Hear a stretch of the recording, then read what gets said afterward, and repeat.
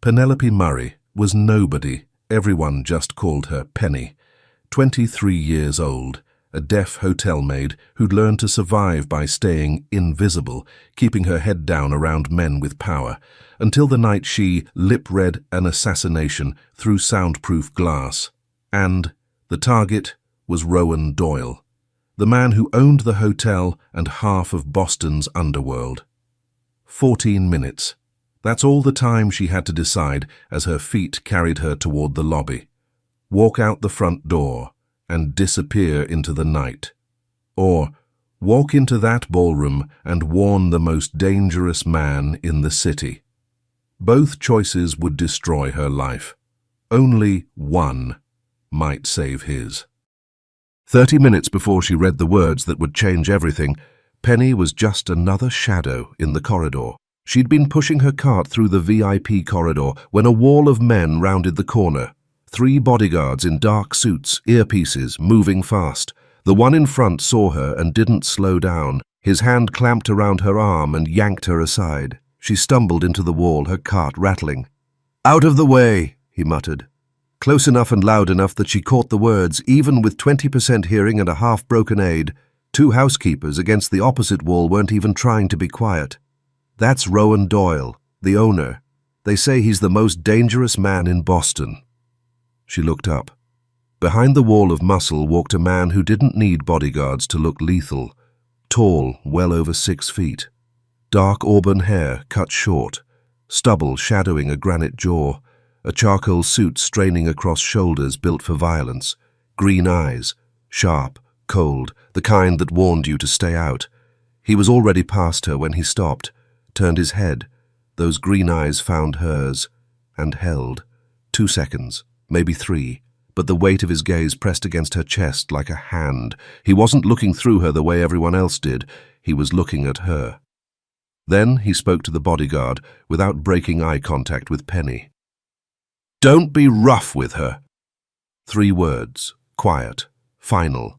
The bodyguard stiffened. Rowan Doyle turned and kept walking, and the corridor swallowed him. That was 30 minutes ago. Penelope Murray wasn't supposed to be on the VIP floor. Rosa from day shift called in sick. Penny needed the overtime. So there she was at 9:40, wiping down the glass wall outside conference room C, when she saw it. 2 men sat inside conference room C. Soundproof glass between them and her. Even with her hearing aid at full power, she wouldn't catch a syllable. But Penny had been reading lips since she was 8 years old, since the explosion that turned the world into a muffled, underwater hum. She'd lost 80% of her hearing that night, and her father entirely. At a distance, in noise, through glass, her eyes did what her ears couldn't. Her cloth stopped moving. She stared. The man on the left had a thick neck and a cheap suit. His lips moved fast, sloppy, easy to read. "The balcony entrance. 10:15. 2 shooters." The man on the right leaned forward, thinner, sharper. His mouth formed words she'd never forget. "Boss says it's clean. Doyle won't see it coming."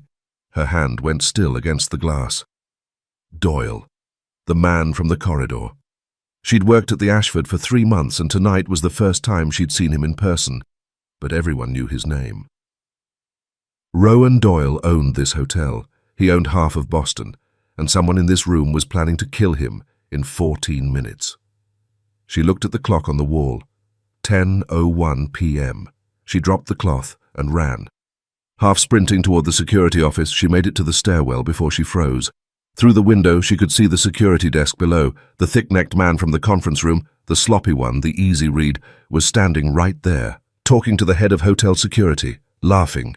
The security chief clapped him on the shoulder like an old friend. Penny's mouth went dry. There was no safe door in this building. She turned around and walked the other way, fast, controlled, heart slamming against her ribs. If the security chief was with them, there was no one to call, no one to tell, no one ever listened to the invisible girl. But someone should have listened 15 years ago. One word could have saved her father.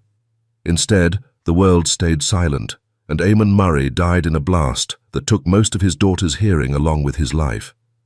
She would not become that silence. 10:05 p.m. 10 minutes. She moved fast. Near the ballroom entrance, she grabbed an empty tray from a service cart and walked through the doors like she belonged there. The ballroom hit her like a wave. 400 bodies in tuxedos and silk. Her hearing aid turned the noise into a distorted roar. Music, laughter, glass, all crushed together into something useless.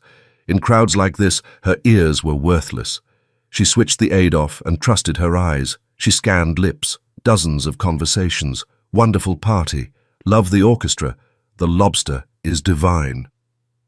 Her eyes swept the room, face after face, none of them right.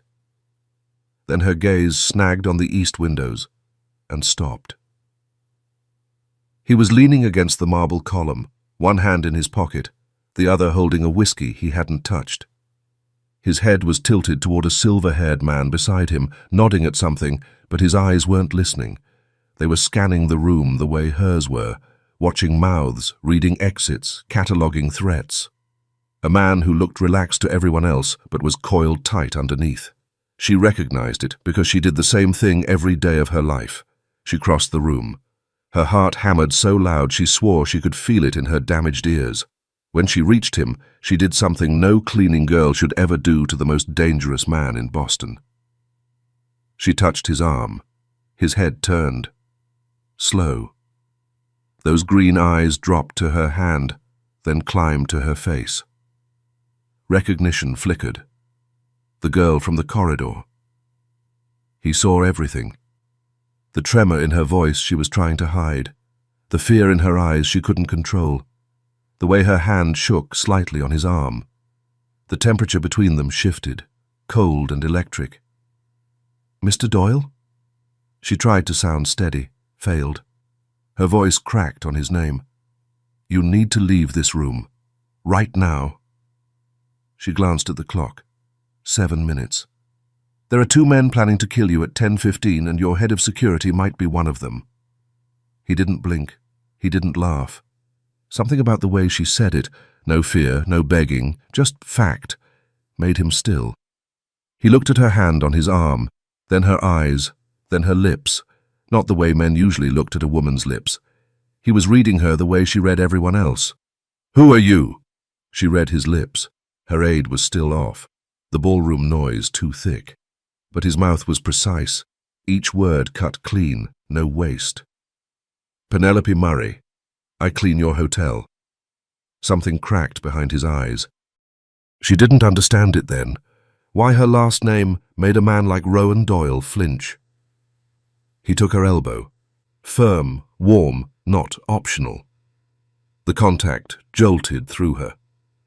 The second time tonight his touch had rearranged her nervous system. "Come with me, Penelope.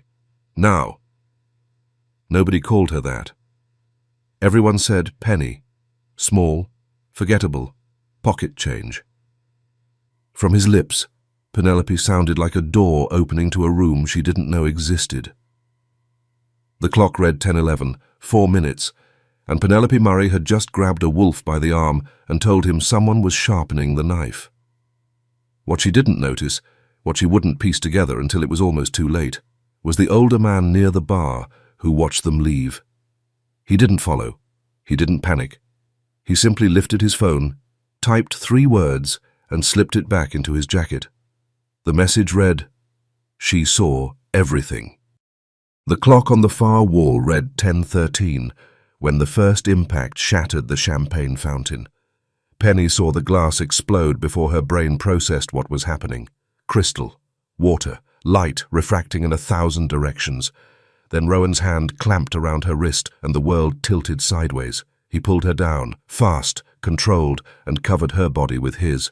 Not gently, not asking. His full weight pressed her into the cold marble floor, one forearm braced beside her head, the other reaching for something at his back. She felt every inch of him. 6'2" of muscle and bone and coiled violence, all of it between her and whatever was tearing the ballroom apart. His face was inches from hers, close enough that she could see the flecks of gold buried in the green of his eyes, close enough to smell him, that scent again. Tobacco and something darker, the same one from the corridor. His lips moved deliberately, each word shaped with careful precision. She read every syllable. "Don't be scared. I'm here. Cover your ears." Her hand stayed flat on the floor. She didn't move, didn't blink, just looked at him, steady, unblinking, something in her gaze that he wasn't expecting, because she couldn't hear the gunfire, she couldn't hear the screaming. The chaos tearing through the room was happening in perfect, terrifying silence. His eyes narrowed just barely as realization clicked into place. She wasn't hearing him. She was reading him. He held her gaze while his hand came up with a gun she hadn't known he was carrying, sleek black metal pulled from the holster at his spine. He fired twice over her shoulder. She felt the recoil through his chest pressed against hers, felt the tension ripple through every muscle. But she didn't hear the shots, only smelled the sharp, acrid bite of gunpowder mixing with his cologne. Her world was silent, his was deafening, and somewhere between those two realities, something locked into place. She didn't scream, didn't cry, didn't freeze the way most people did when death came calling. She just kept her eyes on his, unblinking, steady, reading the only language that mattered, his lips, his face, the hard line of his jaw that said he would die before he let anyone touch her. Boots pounded across the marble. She felt the vibrations through the floor. Rowan's head turned slightly, still covering her, still shielding her, his gaze tracking something she couldn't see. A man appeared in her peripheral vision, tall, younger than Rowan, dark hair, blood on his sleeve. His mouth moved fast. She caught fragments. "Boss, exit clear. 2 down. We need to move." Rowan didn't answer right away. He was still looking at her. 3 seconds, maybe 4, long enough that the other man shifted his weight, glanced between them, frowned. Something flickered across Rowan's face. Not quite a smile, too sharp for that, but his mouth curved just barely at one corner. Surprise, maybe, or something darker. Something that looked like recognition of a problem he hadn't known he had until 30 seconds ago, when a girl who couldn't hear a damn thing looked at him like he was the only solid thing in a burning room. Then he moved. One hand slid to her waist, firm, no hesitation, and he lifted her off the floor. She was in his arms before her brain caught up, one arm hooked under her knees, the other locked around her ribs. "Put me down!" She started to say it, but his eyes cut to hers and the words died. He was already walking fast through the wreckage of overturned tables and shattered glass, the man with the blood on his sleeve leading the way, another 2 flanking them with guns drawn, a wall of violence moving in perfect sync. She felt Rowan's heartbeat against her shoulder, slower than hers, steadier than it should be, and he wasn't panicking or even rattled. The cold night air hit her face first, then the leather interior of a sleek black car. Rowan set her down on the back seat. He slid in beside her, and the door shut, the car already moving before she could even process where they were going. "Where are you taking me?" She didn't realize her voice was too loud until she saw him glance at her hearing aid. She still hadn't turned it back on after the ballroom. His lips moved slowly, deliberately. "Somewhere safe. Until I figure out who sent those men. Safe. Somewhere that wasn't home. I need to go home. My sister's there. I have to." His expression didn't change, but something in his stillness made her stop talking. "You're not going home. Not tonight. Not until I know what we're dealing with. Am I in danger too?" Her voice wavered. I just work at your hotel." His gaze stayed level, unblinking, and he said, "You became part of it the moment you walked into that ballroom and put yourself between me and a bullet," which is when her brain caught up to what that meant. His lips moved, and she read every word. "You're coming with me. You're under my protection now." The words landed like a verdict. She shook her head, pulse jumping. "I didn't ask for your protection. You saved my life." His jaw tightened, a muscle flexing beneath the sharp line of bone. "That makes you a target. The men who want me dead saw your face. They won't stop until you're gone." Her stomach dropped as she thought of Nora, her 17-year-old sister, the only family she had left since their mother died 2 years ago from heart failure, home alone right now, and her face changed as color drained from her cheeks. "No," her voice cracked. "My sister." Rowan turned his head. For the first time he saw panic in her. Not loud, no screaming, but her shoulders locked and her breathing fractured. He looked at Arthur in the front seat. "Get the address. Send men to bring the girl here. Tell her she's safe." Penny's hands clenched in her lap, knuckles white, her lip trembled. "My sister is all I have." Her thoughts twisted in circles. Should she be scared? Someone in that ballroom must have seen her warning him. Did that make her a target too? Was she actually safer here, or just trading one problem for another, and this man sitting next to her, calm like gunfire, was just background noise? How much could she really trust him? City lights slid past the windows and she turned toward him, and that's when she saw it. Blood soaking through his shirt just above his left shoulder, dark and wet against the white fabric. "You're hurt." He glanced down like he'd forgotten, then back at her with his expression unchanged. Just grazed. Her hand moved before she could stop it, reaching towards the blood spreading across his shoulder, but he caught her wrist. "Don't!" She wanted to push, wanted to demand he let someone look at it, but his grip on her wrist said the conversation was over. He released her wrist slowly, and she understood. His blood, his business, and her eyes kept drifting to his shoulder anyway. The car moved fast and smooth and silent. Penny sat rigid in the leather seat, pulse still racing from the ballroom as the city blurred past the tinted windows, lights, bridges, dark stretches of road she didn't recognize. Rowan sat beside her, close but not touching, not frantic or shaken, but already calculating something she couldn't see. She turned toward him. "Where are we going?" His lips moved slowly and deliberately, so she could read them without effort. "We're going to my home, where you'll be safe." The car dipped downward as concrete swallowed the night, and Penny felt the shift before she saw it, the echo of tires, the colder air telling her they weren't stopping at street level. A massive iron gate came into view, armed men standing guard on both sides. Beyond it, a mansion rose against the night sky, stone and iron and old Boston money. The gate opened and the car drove through. The vehicle descended into an underground garage beneath the house and rolled to a stop. The air smelled different when the door opened. Stone, oil, metal. An elevator waited at the end of the garage, unmarked, guarded, old steel reinforced with newer tech, and Rowan scanned his card and pressed his thumb to the panel before the doors slid shut behind them. The elevator climbed and neither of them spoke. When the doors opened, Penny stepped into a world that didn't belong to hotels or guests or emergency protocols, dark wood and low lighting and thick walls with men stationed at measured distances, watching everything. Rowan turned slightly toward her, close enough now that she felt the heat of him, and his mouth formed the words clearly. "Under my roof. No one touches you." The doors closed behind them, and Penny realized that this wasn't a place people checked out of. The mansion door opened. Penny stepped into dark wood paneling and amber lighting, armed men positioned throughout the entrance hall, 3 near the doorway, 2 more at the staircase. All of them tracked her movement. Rowan didn't look back. "Come with me." The first floor held even more men, faces she didn't recognize, suits stretched across frames built for violence. They watched her walk past. The staircase was wide, dark wood worn smooth at the center. Each step creaked softly. Second floor, a long hallway stretched in both directions with closed doors and dim sconces. Rowan stopped at the third door and pushed it open. Her hearing aid started crackling.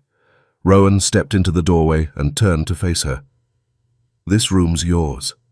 They're bringing your sister soon." But his voice, every word he spoke, came through the broken device, amplified and distorted, scraping against her eardrums like nails on metal. The device screeched. Her hand flew up and pressed hard against the plastic casing, face twisting as the pain hit. Rowan's posture shifted. "What's wrong?" She pulled the hearing aid out with shaking fingers. The plastic felt warm, cracked along one edge. "I think it's breaking." Her voice came out unsteady, too loud. "I can't use it anymore. Sometimes the sounds come too loud." She looked up at him. "I need to see your lips to understand you." Rowan held out his hand, palm up. She placed the device in his palm and watched him turn it over once, examining the crack. He turned toward the stairs. "Arthur!" Footsteps echoed up from below. The man from the ballroom appeared at the base of the staircase, blood still on his white sleeve. "Arthur." "Get a replacement immediately," Rowan said. "Better model, the best one." Penny's head dropped forward. "You don't have to—" "Thank you." His gaze returned to her. "I think this is what you need most." Silence stretched between them. Penny glanced at the empty room, white linens on the bed, reinforced mesh behind the window glass. She looked back at him, uncertain what to do. "Downstairs is crowded. Emergency situation." His mouth moved carefully so she could read every word. "You'll be more comfortable up here. If you're hungry, someone in the kitchen can make you something." He turned and walked down the hallway to his own room. Penny stepped inside and sat on the edge of the bed. She stared at the floor for a few minutes, then stood. The hallway was quiet. She walked slowly, one hand trailing along the wall for balance. A door at the far end stood half open with light spilling across tile. Through the gap she saw him, Rowan, shirtless, back to the door. Blood streaked across his left shoulder blade. He held a white cloth pressed against the wound. He lifted his head. Their eyes met in the mirror. Penny's breath caught. "Sorry." She turned and walked away fast, and Rowan watched her retreat in the mirror reflection. The staircase creaked with weight. Arthur appeared with Nora right behind him. Penny crossed the hallway and pulled her sister close. Nora buried her face in Penny's shoulder. "Where are we?" Nora's voice shook. "What's happening?" Penny pulled back just enough to see her face. "I'll explain everything. Are you okay?" Down the hall, Rowan emerged wearing a dark t-shirt. He stopped at the far end and leaned one shoulder against the wall, watching Penny stroke Nora's hair with slow movements. Arthur appeared beside him. Rowan spoke without looking away from the sisters. "Find out what happened to Eamon Murray's family after he died. I want to know everything about the girl." Arthur nodded. Penny guided Nora toward the bedroom. As she turned, her eyes found Rowan's across the hallway. She smiled. Small, shy. "Thank you." Rowan's expression didn't change, blank, but something shifted behind his eyes. This girl was starting to catch his interest. He glanced at his watch. "We're leaving soon." Arthur looked up. "Tonight, boss? They could still be out there?" "2 cars. Take your best men." His tone left no room for argument. "The girl comes with us. We're going to Maeve's." Arthur straightened. "Yes, boss." Rowan's gaze stayed on the window. "I want Maeve to see her." He paused, still watching the dark street below. "The Murray name is buried in this family. I need to know if this girl is as innocent as she looks, or if there's something else." The knock came at midnight. Penny was already sitting up when knuckles hit wood. The guard outside spoke to someone in the hallway. She felt the shift in energy. Whoever had come wasn't asking permission. The door opened. Rowan stood in the frame wearing a black t-shirt, dark jeans, and a leather jacket. He looked different. Younger, somehow, less fortress and more man. She noticed the way the jacket fit across his shoulders, noticed things she shouldn't be noticing. He waited 3 seconds before speaking. "Downstairs. Now." She pulled on jeans and followed him through hallways that felt colder at night, downstairs built for fortresses, into a room lined with dark wood and leather. He gestured to the chair beside his desk. Too close. Her muscles locked, fight or flight warring inside her, but she sat anyway. He dropped into his own chair and turned to face her, knee almost touching hers, close enough to read every word without straining. His eyes studied her face like he was memorizing the architecture of her lies. "Tell me what you saw. Every detail. Who spoke first? Where they stood. Exact words." She forced herself to breathe. "2 men in the VIP corridor. One tall, dark suit, silver cufflinks. The other shorter, blue tie." He waited.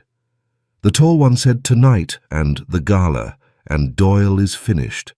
The shorter one said something about the balcony entrance and 10:15. She watched his face. "And one of them was talking to your head of security." His posture sharpened slightly. "You're certain?" "I read lips for a living." Her jaw clenched so hard her teeth ached. "I don't guess." His phone buzzed. He glanced at it, then set it down. The tall one had a tell. When he said Doyle, his breath changed, nervous about what comes next. Rowan pulled out his phone, holding it to his ear while keeping his face angled so she could see. Arthur answered. She read his response. "The shooter. ID confirmed." His knuckles whitened around the phone. "Send me the file." He hung up. Silence stretched between them. Then he leaned back in his chair, his focus shifting, as if seeing something he hadn't noticed before. "Your family, where are they?" The question caught her off guard. "My sister, Nora. She's 17. He didn't pause. "Parents?" She blinked at him, thrown by how fast he was pushing. Her throat tightened. "My father died 12 years ago. There was an explosion. Gas leak at our house." She paused, the memory still sharp after all these years. "We were both home. I got hurt. Lost most of my hearing." His attention stayed fixed on her. Gas leak." She nodded. His gaze sharpened. "How did it happen?" "I don't know. The investigators said sometimes these things just happen. Old pipes, faulty connections." She frowned. Why was he asking about this? What did a 12-year-old accident have to do with tonight? He leaned forward slightly. "What did your father do for work?" "He was an accountant." The questions felt wrong, too specific, too careful, like he was looking for something she didn't know she had. Rowan just nodded once, slow and deliberate, then stood. "We're leaving." She stayed seated, not ready to follow another order without answers. "Where?" He moved toward the door without answering. "You'll see when we get there." The car ride took 20 minutes. Rowan sat beside her, close enough that his sleeve brushed hers when they turned corners. He stared out the window. She did the same on her side, marking exit routes out of habit. She caught his gaze on her reflection in the glass. The car slowed, turning down a side street. They pulled up outside a pub with a painted sign, the Black Rose in faded gold letters. Dark windows, closed sign in the door. Rowan stepped out and held the door. She climbed onto pavement that smelled like rain and whiskey. He touched her elbow and guided her to a side entrance. He knocked twice. A lock turned. The door opened to reveal a woman, 50s, tall and fit, with a hard-edged expression and masculine style, black sweater, jeans, work boots, thin gold cross at her throat. She looked at Rowan, and something warmed in her face. Then she looked at Penny and went very still.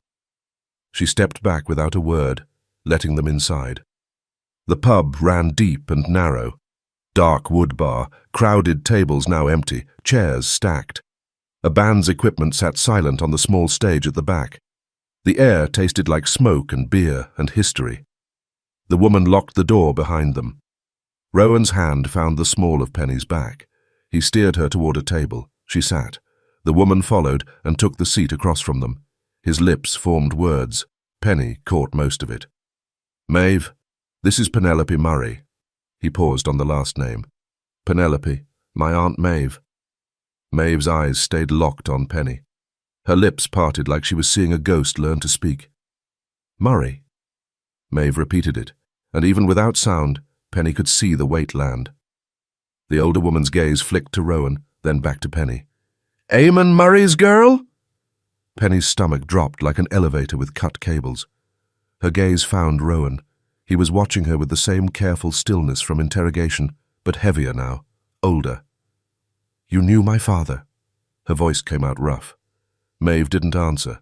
She looked at Rowan, and the look between them carried entire conversations Penny couldn't access. Rowan stood. Maeve rose with him. He said something to Penny too fast to catch, then walked toward the back of the pub, with his aunt following. Penny sat alone at the table, watching two people have a conversation about her father 15 feet away in the empty pub. Maeve's hands moved while she talked. Rowan stood with his back against the wall, arms crossed, face giving nothing away. But Penny caught the micro-shifts. His shoulders tensed when Maeve said something sharp. His focus cut to Penny and then away. Maeve asked a question. Rowan answered with 2 words. Maeve's face changed, concern bleeding darker. She glanced at Penny. Back to Rowan. Her mouth moved again and Penny caught fragments. "What are you planning to do with her?" Rowan's response came slower. He looked at Penny across the empty pub, sitting alone, watching them like she knew her life was being decided. His lips formed words Penny could read even at this distance. "She saved my life." Maeve said something else. Penny lost it in the angle, but whatever it was made Rowan's shoulders go rigid. His aunt reached for his arm, squeezing once. Then she spoke again, slower, each word deliberate. Penny couldn't hear it, but she read it perfectly. "Then let her not know." Rowan didn't respond. He just stood there. Maeve squeezed his arm once more, then walked toward the back of the pub. Rowan stayed where he was for 5 more seconds before turning toward Penny. When he reached the table, she was already standing. What was that about? Her hands curled into fists. What did she mean? His face remained unreadable. "We should go." "No." She didn't move. "You knew she'd recognize my name. You knew something I don't." His expression shifted, calculation behind the stillness. "Not here." He reached for her arm. "When we get back." "When we get back, what?" The words came out sharper than she intended. Rowan's hand tightened on her elbow, not rough, but firm. "We're leaving, now." She let him guide her toward the exit because sometimes survival meant picking your battles. The door closed behind them. Boston night air hit her face, cold and sharp. Rowan's hand stayed on her arm until they reached the car. Before he opened the door, he looked at her one more time. "Your father worked for my family years ago. That's how I knew the name." He opened the car door before she could respond. She climbed inside because her legs had stopped taking orders. Rowan slid in beside her, and the car pulled away from the curb. Penny stared out the window. Her father had worked for the Doyle family. Rowan had recognized the Murray name immediately. That's why Maeve looked at her like she was seeing a ghost. And Rowan Doyle was still deciding if she was dangerous.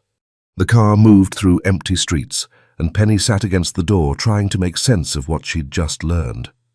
Her father had worked for the Doyle family years ago, before the explosion, before everything changed. Why hadn't her mother ever mentioned it? Not once in all those years after his death, not during the endless nights when Penny asked questions about who he'd been, what he'd done. Her mother had always said, "accountant," like it was the whole story, like there was nothing else worth knowing. But there had been something else. Something her mother never told her. What kind of work had her father done for people like this? She stared at her reflection in the window. The glass showed her face pale and tired, showed Rowan beside her in the back seat, his profile sharp against the passing streetlights. He shifted slightly. She caught him watching her in the glass. Just a glance, quick and assessing, before he looked away. He'd been doing that since they left the pub, checking on her when he thought she wouldn't notice. The car hit a pothole and jerked left. Penny's shoulder bumped the door, then brake lights flooded red ahead of them. The driver's foot slammed down. The car lurched forward and Penny pitched toward the seat in front of her, hands flying up on instinct. Rowan's arm shot across her chest before she could brace herself, his other hand gripping the headrest beside her head. She grabbed his arm without thinking. Her fingers locked around his forearm and held on. The car stopped. "Sorry, boss." The driver's voice came through, distorted. "Car ahead stopped short." Penny's head snapped left, then right, scanning the street outside for movement, for threat, for whatever had caused this. Her breathing came fast and shallow. Rowan's hand moved to cover hers where it gripped his arm. "You're fine." His voice stayed low and steady. Nothing happened. She looked down at their hands, his palm warm against her knuckles, the contact deliberate, grounding. She pulled away fast, warmth climbing her neck. "I'm sorry." He settled back into his seat without answering. The rest of the drive passed in silence. Rowan stared out his window, but his attention wasn't on the passing buildings. She could see it in the way his shoulders stayed tense, the way his fingers tapped once against his knee before going still. Whatever he was thinking about, it wasn't the city. Penny's anxious eyes kept checking the mirrors. The way she'd scanned the street after the sudden stop, looking for danger she'd learned to expect. And somewhere in the back of his mind, beneath the operational planning and threat assessment, one question circled on repeat. Who the hell betrayed me? Someone inside, someone close, and he needed to find them before they tried again. When they reached the house, Penny climbed out before Rowan could move. She walked toward the entrance with her arms wrapped around herself against the cold. He followed a few steps behind. At her door, she stopped and turned. "Good night." He nodded once. She slipped inside before he could say anything back. The hallway stayed quiet. Rowan stood there for 3 more seconds before walking away. Penny found Nora asleep in the next room, curled under blankets that looked too expensive for their lives. She stood in the doorway watching her sister's chest rise and fall in the dim light. What had she gotten them into? Nora should be at school right now, should be worrying about homework and friends and normal 17-year-old problems, not sleeping in a stranger's house with armed guards in the hallway. Penny closed the door quietly and went to her own room. She sat on the edge of the bed and pressed her hands flat against her thighs to stop them shaking. Morning came with pale light through the curtains. Penny woke to find Nora already dressed and pacing. "There are men with guns everywhere," Nora said. "Actual guns, like we're in a movie." "We're not." Penny pulled on clean clothes someone had left folded on the dresser. "Just stay inside. Don't wander. Don't ask questions." "But, Nora, please." Her sister went quiet. Penny smoothed her hair back and walked toward the door. A guard in the hallway gestured toward the stairs without speaking. She followed the direction because arguing seemed pointless. Halfway down, she heard footsteps in the corridor above. Arthur appeared at the top of the stairs holding a small box. He came down and stopped in front of her, holding it out without preamble. Penny looked at the box, then at him. "What is this?" He didn't answer, just kept his hand extended. She took it, opened it. Inside was a hearing aid, new, sleek, modern design with technology she'd only seen in catalogs she couldn't afford, the kind that cost more than 3 months of her salary. She met Arthur's eyes. He was smiling. She smiled back and pulled out the device. Her fingers trembled slightly as she fitted it behind her ear and turned it on. Sound rushed in, clear, crisp, layered. Not the muffled underwater quality her old one had produced, but real sound with texture and depth. The guard's footsteps somewhere down the hall, Arthur's breathing, the distant hum of the house settling around them. Her throat tightened. "Does it work?" Arthur asked. His voice came through perfectly. No distortion, no static. "Yes." Her own voice sounded different through the new device, clearer. "Thank you." Arthur nodded once. "Mr. Doyle is waiting for you. Breakfast." He gestured toward the dining room and disappeared before she could ask anything else. Penny found Rowan at a long table near tall windows. His attention lifted when she entered. "Sit with me." She crossed the room and took the chair beside him. He pushed a plate toward her, toast, eggs, fruit. "You should eat." She picked up a piece of toast because refusing felt pointless. His attention stayed on her through the first bite before speaking again. She smiled and touched the device behind her ear. "You don't have to speak slowly anymore." Her voice came out lighter than she expected. "The hearing aid you got me. It works really well." Something shifted in his expression. Not quite a smile, but close. "Good." He set a sandwich on her plate. "You'll need it today." She looked at him and waited. "You're coming to my office with me." His tone stayed matter-of-fact. "I need you to look at faces. See if you recognize anyone from the ballroom." She swallowed. "Okay." "Your sister stays here. She's safe. Don't worry about her." Penny nodded slowly. "Nora is in the most secure place in Boston." His attention stayed fixed on her. "No one gets through this house without my permission. She's safer here than anywhere else." The certainty in his voice left no room for argument. They left through a back entrance that led to underground parking. The car ride took 15 minutes. Rowan sat beside her, but didn't speak. When they pulled up to a sleek building downtown, he guided her through a private entrance and into an elevator that rose without stopping. The doors opened to a floor buzzing with quiet activity. People in business attire moved between offices. Phones rang, keyboards clicked. Rowan's hand found the small of her back as he steered her down a hallway. His office sat at the far end, glass walls, dark furniture, a view of the city that went on for miles. He closed the door behind them and turned to face her. "I need you to blend in." His voice dropped lower. "Act like staff. Stay in the kitchen area. Bring coffee to offices. Watch faces." She frowned. "You want me to pretend to work here?" "You'll see everyone that way." He stepped closer. "If you spot either man from the ballroom, come find me immediately." Her pulse picked up speed. "What if they recognize me?" "They won't." His gaze held hers. "You were invisible to them then. You still are." The words should have stung. They didn't, because he was right.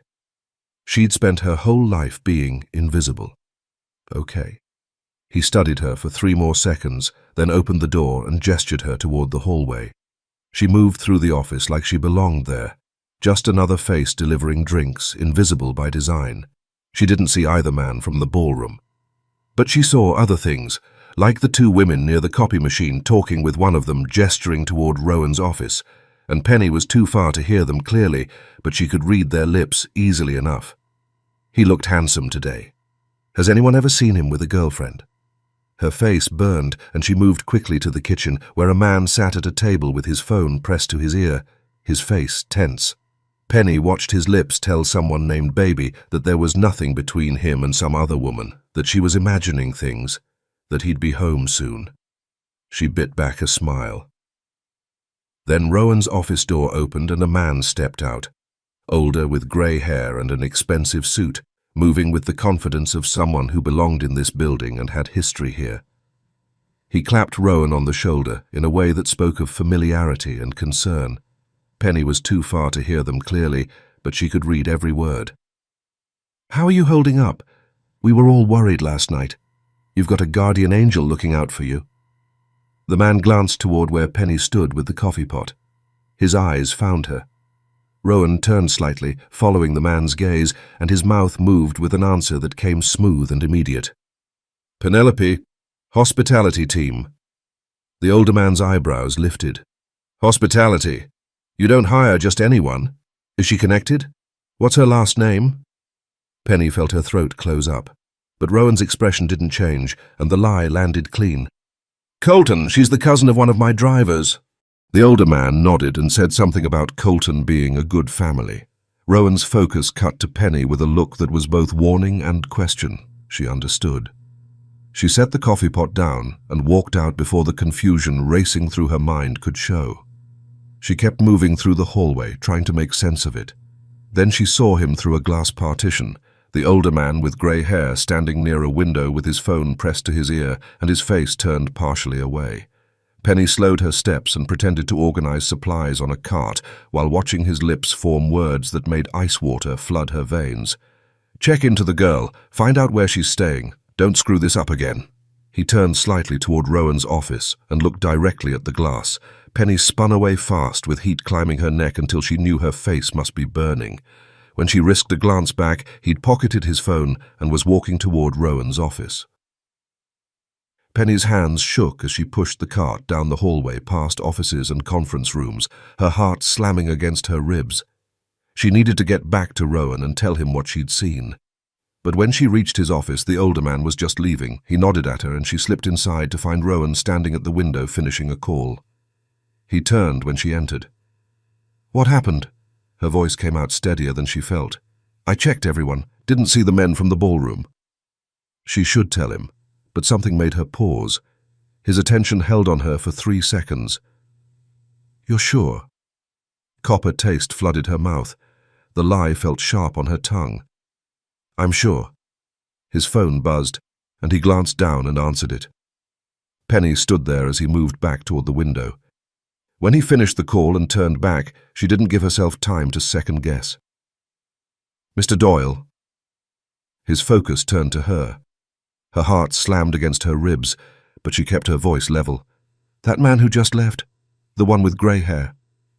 His posture sharpened slightly. "What about him?" She held his gaze. "How much do you trust him?"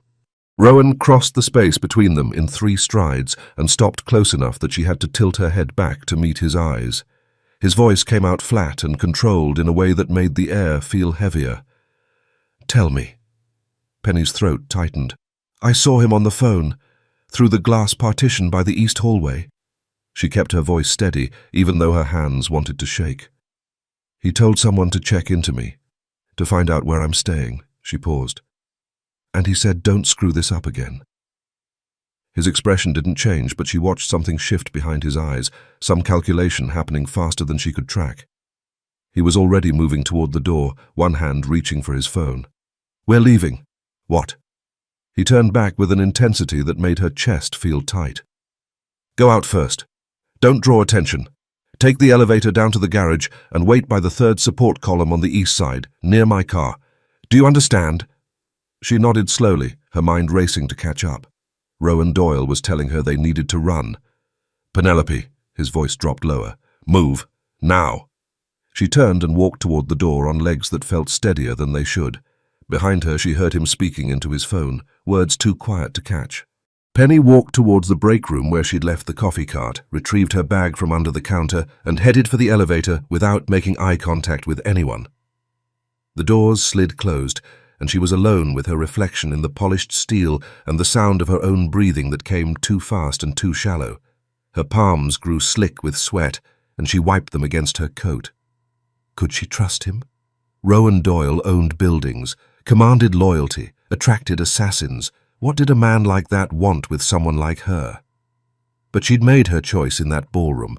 The moment she'd warned him instead of running, she'd stepped into his world. The elevator dinged, and the doors opened onto the garage. Concrete and shadows and the smell of oil. Cars parked in neat rows under fluorescent strips that buzzed too high for her hearing aid to catch, but low enough that she sensed the vibration. She spotted Rowan's car near the back. Black, expensive, exactly what someone with his kind of power would drive. The 3rd support column. She moved between vehicles, trying to keep her footsteps quiet, trying not to look like she was hiding, even though that's exactly what she was doing. When she reached the column, she pressed her back against the concrete and waited. That's when she saw them. 2 men standing near a grey sedan about 30 feet away. One of them was Liam, the driver who'd brought them here this morning. He was laughing at something the other man said, completely relaxed, his suit jacket open and his tie loosened.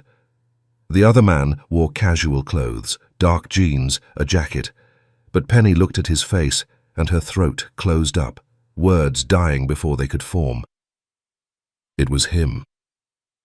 She'd only seen him for a few seconds in the VIP corridor outside the ballroom, his lips moving as he talked about tonight and the balcony entrance, but she'd been reading faces her whole life, and some things you didn't forget.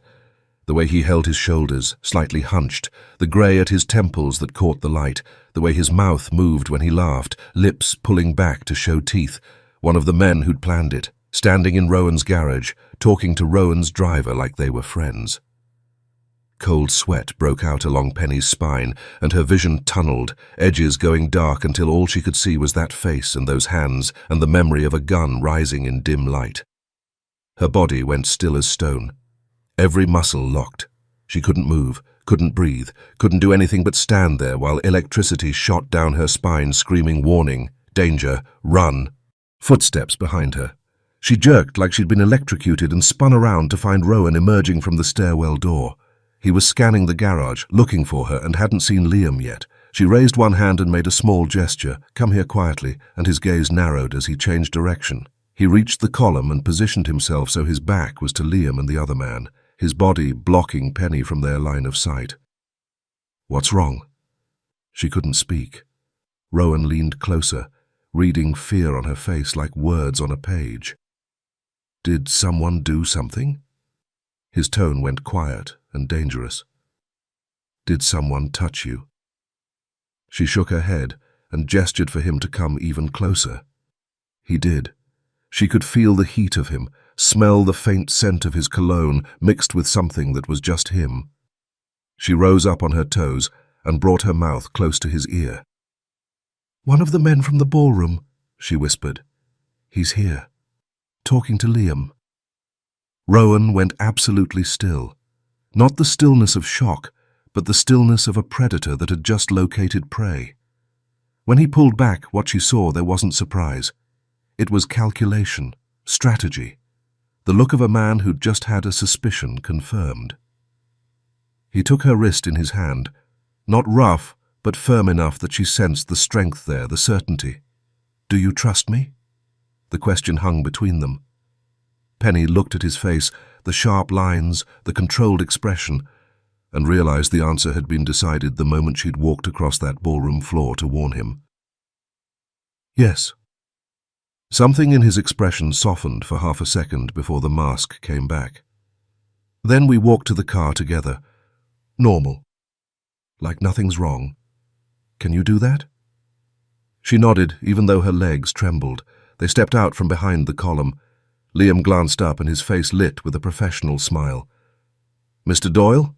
Heading out?" "Yes." Rowan's voice carried none of the tension Penny could feel vibrating through the hand that still held her wrist. "Drop us at Boylston Street." "Of course, sir." Penny climbed into the back seat on legs that barely held her weight. Rowan slid in beside her, and Liam closed the door with a soft click that sounded like a cell door locking. The drive through the city stretched endlessly. 6 minutes according to the dashboard clock, but it felt like hours while Penny sat with her hands pressed flat against her thighs to stop them shaking.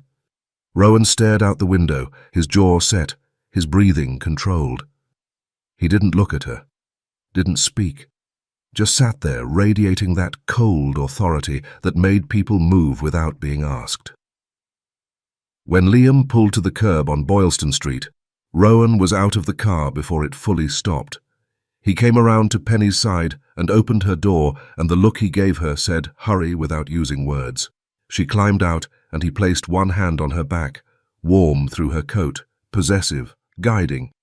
"Thanks, Liam. I'll call when I need you." They walked, fast but not running. Rowan's hand stayed at her back, steering her around pedestrians and through crosswalks and into a side street where the buildings rose tall enough to block the winter sun. After 3 blocks, he turned into an underground parking garage that advertised hourly rentals and daily rates. "Wait here." He left her standing near the entrance while he disappeared into an office with glass walls and fluorescent lights. She saw him through the window talking to someone behind a counter, pulling out his wallet and signing something, taking keys. When he came back out, his expression was unreadable. "This way." He led her deeper into the garage to where a white Toyota Corolla sat under flickering lights. The car was so ordinary it hurt. Nothing like the sleek black vehicle they'd arrived in. Nothing like anything Rowan Doyle should be driving. He unlocked the doors and waited while she slid into the passenger seat. Her fingers fumbled with the seatbelt, and she gave up trying to still them. Rowan got behind the wheel and started the engine. Smaller, quieter, forgettable. "Where are we going?" Her voice came out steadier than she felt. He pulled out of the parking space and navigated toward the exit. "Somewhere no one can find us." The city blurred past the windows. Penny saw buildings give way to smaller streets, familiar landmarks disappear behind them, Rowan's hands on the wheel, steady and sure. "How long?" she asked. He kept his focus on the road. "However long it takes." Silence settled between them. Penny stared out the window, watching the city fade behind them, her mind still circling back to the garage, to that face she'd recognized, to the grey-haired man who'd asked about her last name. "That man," she said quietly. "The one with grey hair. At your office." Rowan's jaw tightened, but he didn't look away from the road. "Who is he?" For 3 seconds he didn't answer. Then his grip on the wheel shifted slightly. "Killian Doyle." His voice came out flat. "My uncle." The drive stretched 90 minutes through highways that bled into smaller roads and eventually into coastal towns where the air smelled like salt. Rowan drove in silence, his hands steady on the wheel, his expression unreadable. Penny sat beside him in the passenger seat, and tried not to think about Nora waking up alone in that estate. Rowan navigated side streets with the kind of certainty that suggested he'd planned for this. He stopped outside a real estate office with faded lettering and left the engine running. "Wait here." He climbed out and disappeared inside. Penny watched him through the window, her stomach churning with unease. 15 minutes passed before he returned with 2 keys in his hand. When he slid back into the driver's seat, she couldn't hold the question back any longer. "Nora." The words came fast. "What's going to happen to her?" He turned to look at her. "I'll handle it." She opened her mouth to argue. "But you're the one in danger right now." His voice stayed flat, controlled, final. "That's what matters." Her fingers worried her bottom lip between her teeth. "Why did you tell him my name was Colton?" He shifted in his seat, his expression distant and thoughtful. "We'll talk about that later." Rowan pulled his phone from his pocket and dialed. Arthur answered. "This is the last time we talk on this line. I'm out of Boston. Penelope's in danger and Killian might be involved." He paused, his jaw setting. "I'll inform you and Maeve about my location tomorrow. Right now, I need time. I have a plan." "Understood, boss." Rowan's grip tightened on the phone. "If Killian asks, if anyone from the office asks, tell them I'm on a private getaway, out of town for a few days. Double the men at the house. Keep Nora safe. Don't let anyone near her without your approval." His tone sharpened. "And Arthur, if something happens to that girl, I'll hold you personally responsible." "Yes, sir. She won't be touched." Rowan ended the call and held out his hand. "Your phone." Penny reached into her bag and pulled it out. He took it without ceremony, popped the back case, removed the SIM card and snapped it in half. He tossed the pieces out the window. "From this moment, no contact with anyone. Do you understand me, Penelope?" Her hands twisted in her lap. "But Nora..." His voice rose, not shouting but sharp enough to cut. "I said I'll handle it." He leaned closer, his attention locking onto hers with an intensity that made her breath come shallow and quick. "You told me you trusted me.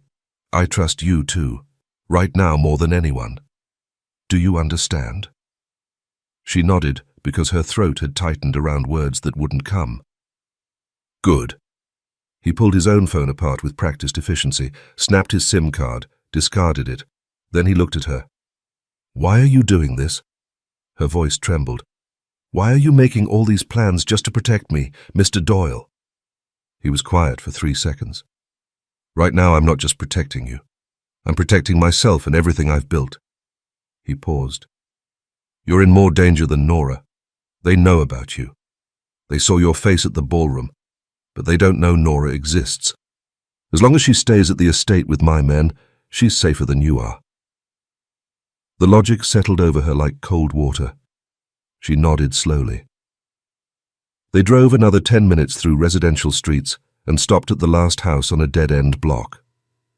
Penny stared at it. Small, old, vinyl siding that had seen better years, a sagging front porch with cracked concrete steps. A smile pulled at her lips. "Really? You're going to stay here?" He climbed out of the car. She caught the edge of his mouth lifting. "I haven't always lived in mansions, Penelope. I'm used to every condition." She followed him up the cracked walkway. The man who commanded boardrooms had to shoulder the door open when it stuck. Inside smelled like dust and old carpet. Penny stood in the doorway, looking at peeling wallpaper and furniture covered in sheets. 3 days ago she'd been cleaning rooms at the hotel. 3 days ago Rowan Doyle had been a name on employee memos, a figure glimpsed in hallways. And now she was here, alone with him, cut off from everyone, no phone, no contact, no idea what came next. Dust covers draped over furniture that had seen better decades. The place was worn but clean. Rowan walked through checking windows and testing locks twice, while Penny stood in the doorway trying to picture him actually living here. 3 bedrooms upstairs, 1 bathroom with a chipped tub. Downstairs a kitchen with laminate counters and a living room where the couch sagged in the middle, a half bath tucked under the stairs. She watched his expression and found nothing. He pulled the living room curtains closed with the same controlled efficiency he brought to everything else. "This'll work." He tested the window lock behind the fabric. Modest, Last place anyone would look for me. Her eyes caught on the dresser by the entrance. Both keys sat there. A second key meant a second location, another place to run if this one burned. Her stomach twisted. What's the other key for? He crossed toward her and stopped close enough that she had to look up. His jaw flexed once before he spoke. Part of the plan. His voice stayed level. Don't worry about it. She opened her mouth, but he was already moving past her to check the front door, then the back, his hands testing each lock with practiced precision. He knew what he was doing. She could see it in how he moved, how his eyes tracked sightlines. But his shoulders carried tension she hadn't seen before. Make yourself comfortable. He headed for the stairs without looking back. I'm going to shower. Penny sat on the couch staring at peeling wallpaper. 10 minutes of that before she gave up and climbed the stairs. The hallway was narrow. She'd just reached the first bedroom when the bathroom door opened. Rowan stepped out wearing only a towel wrapped around his waist. Water beaded across his chest and shoulders. Her breath caught. I'm sorry. Heat crawled up her neck. She spun around. I wasn't. His voice came from behind her, carrying something that sounded like amusement. It's fine, Penelope. She kept her back turned and stared at the hallway wall. Her pulse hammered. Behind her, a door opened and closed. The silence that followed felt heavier than what came before. She stood there longer than necessary, face still burning, before walking into the bedroom farthest from his. The bed was small, with a floral comforter from the Reagan administration. She lay down fully clothed and stared at the ceiling. He was attractive, and that was just a fact. It didn't mean anything because men like Rowan Doyle didn't notice women like her. Sleep wouldn't come. 30 minutes later, she heard movement downstairs. Voices, low and brief. A door closing. Footsteps. She bolted upright, heart slamming her ribs, and was halfway down the stairs before her brain caught up. Rowan appeared at the bottom with one hand raised. Relax. His hair was still damp and he'd pulled on jeans and a t-shirt. I ordered pizza. He nodded toward the kitchen. Found a landline. Pizza place number was on the fridge. Her breathing slowed. A smile pulled at her mouth. Who doesn't like pizza? They sat at the kitchen counter on mismatched bar stools with the box open between them. She ate slowly, aware of how small the kitchen was, how close he sat. He picked up his second slice and studied it like it held answers. Why did you do it? The silence broke. Last night at the ballroom. He set the slice down without taking a bite. You could have walked away. She wiped her fingers on a paper napkin and made herself meet his eyes. I couldn't leave knowing someone was going to get hurt. The words came soft. She pressed her lips together to steady herself. If something had happened to you and I'd just walked away. She swallowed what she didn't say. I couldn't have lived with that. He studied her like he was reading a language only he understood. His inhale slowed deliberately. I'm a dangerous man, Penelope. He picked up his water glass but didn't drink. A threat to most people. She hesitated, choosing her words carefully. Last night you were a target. He set the glass down and leaned back against the counter. His gaze hardened a fraction. And now you're a target too. The words hung there. Because of me. She swallowed. The kitchen felt smaller than before. His eyes narrowed slightly, and he tilted his head. Are you afraid of me? The question came low enough that she almost missed it. She bit her bottom lip, forced herself to look at him, really look, the sharp angles, the controlled stillness he wore like armor, eyes that saw too much. She whispered her answer. Yes. His mouth curved, not quite a smile but close. Her weight shifted even though she wanted to lean away. But I also feel safe with you. Her voice found strength somewhere. Safer than I've felt in a long time. He took her in. The delicate curve of her fingers around the water glass, the contrast between her dark hair and pale skin, those large hazel eyes, the way she bit her lip when nervous. His fingers curled against the counter and then stilled. He looked away toward the window. The moment broke. Silence filled the space between them. Different somehow, heavier, full of things neither would say. The explosion roared through her silence. Fire tore through the air and glass shattered in every direction, and her father's voice called her name one last time before the world turned red. Blood pooled beneath his body, and she tried to scream, but no sound came, and the noise kept getting louder, louder, impossibly loud. Penny had lived in near silence for 15 years. She could only hear 20% of the world on her best days, with the hearing aid turned all the way up. But in the nightmare, every sound crashed against her eardrums like physical blows. The explosion roared, metal screeched. Her father screamed, the ringing wouldn't stop, and something warm trickled from her ears down her neck. She pressed her palms over her ears to make it stop, but the volume only climbed higher. Too loud. Everything was too loud.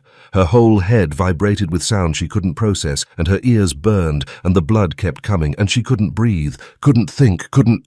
Wake up! Wake up! Wake up! 3 in the morning, and Rowan lay awake staring at the ceiling while the house settled around him in the dark. The world he'd been born into had taught him that trust was currency you couldn't afford to spend. He'd watched sons sell out their fathers for money, brothers kill each other for power, women trade everything they claimed to believe in for a more glamorous life. His father had bled out in his arms in a warehouse 8 years ago, and with his last breath told him to find his own truth and live with honor. Now Rowan had to consider whether the man who'd stood beside him through all of it, the uncle who'd helped him take control of the family, Killian Doyle, had been waiting all this time for the right moment to put a bullet in his back. His mind resisted the thought. His instincts didn't. The scream cut through the silence, and he was moving before conscious thought caught up. 5 strides down the hallway, and he shoved her door open. Penny thrashed in the bed, both palms clamped over her ears, eyes squeezed shut. Her mouth opened in another cry he could hear even through the walls. Her whole body shook. "Penelope, wake up!" He crossed to the bed. "I'm here." She didn't react. He stood in the doorway for 3 seconds, wrestling with what to do. Her hearing aid sat on the nightstand, and without it she lived in near total silence. She couldn't hear him calling her name, couldn't hear anything. He'd have to touch her to wake her, and he hesitated because touching a terrified woman in the middle of a nightmare felt like crossing a line he'd never considered before. But he didn't have another choice. He sat on the edge of the mattress and gripped her shoulders firmly. "Penelope, wake up. It's just a nightmare." Tears streamed down her face and soaked into her t-shirt. She gasped for air like she was drowning. Her palms stayed locked over her ears, even though her whole body trembled with the effort to wake up. He shook her gently. Nothing. Harder. Still nothing. She kept shaking, couldn't catch her breath. He'd been calmer facing armed men in warehouses. But this, he didn't know what the hell he was doing. He thought for a few seconds and then made a fast decision. Rowan scooped her up from the bed and carried her to the bathroom. He set her in the tub and turned on the warm water. It hit her skin and her breathing changed. Still rapid, but more regular. Her grip loosened slightly, and her eyelids flickered. He knelt beside the tub and watched the water rise around her. One hand settled in her hair with a hesitance he'd never felt before. The touch was awkward and uncertain, and nothing like the controlled precision he brought to everything else in his life, but her breathing steadied more. The tub filled with warm water, and she stopped screaming. Her breath came more regularly now. The water climbed higher, and she struggled to open her eyes. His touch slid down to her face, rough palms but gentle. She couldn't remember anyone stroking her face like this, the feeling of being important enough to care for. When her eyes opened fully, his face was right there, close enough to see every detail. He could see the moment awareness returned, see her pupils focus, see the fear drain away and leave something else behind. He shaped words carefully with his mouth so she could read them even through the haze of waking. "I'm here. You're safe, Penelope. It was just a nightmare." The water continued its steady pour into the tub. She couldn't feel the sound, but she felt the warmth, and it relaxed every muscle in her body, pulling the last of the tension away.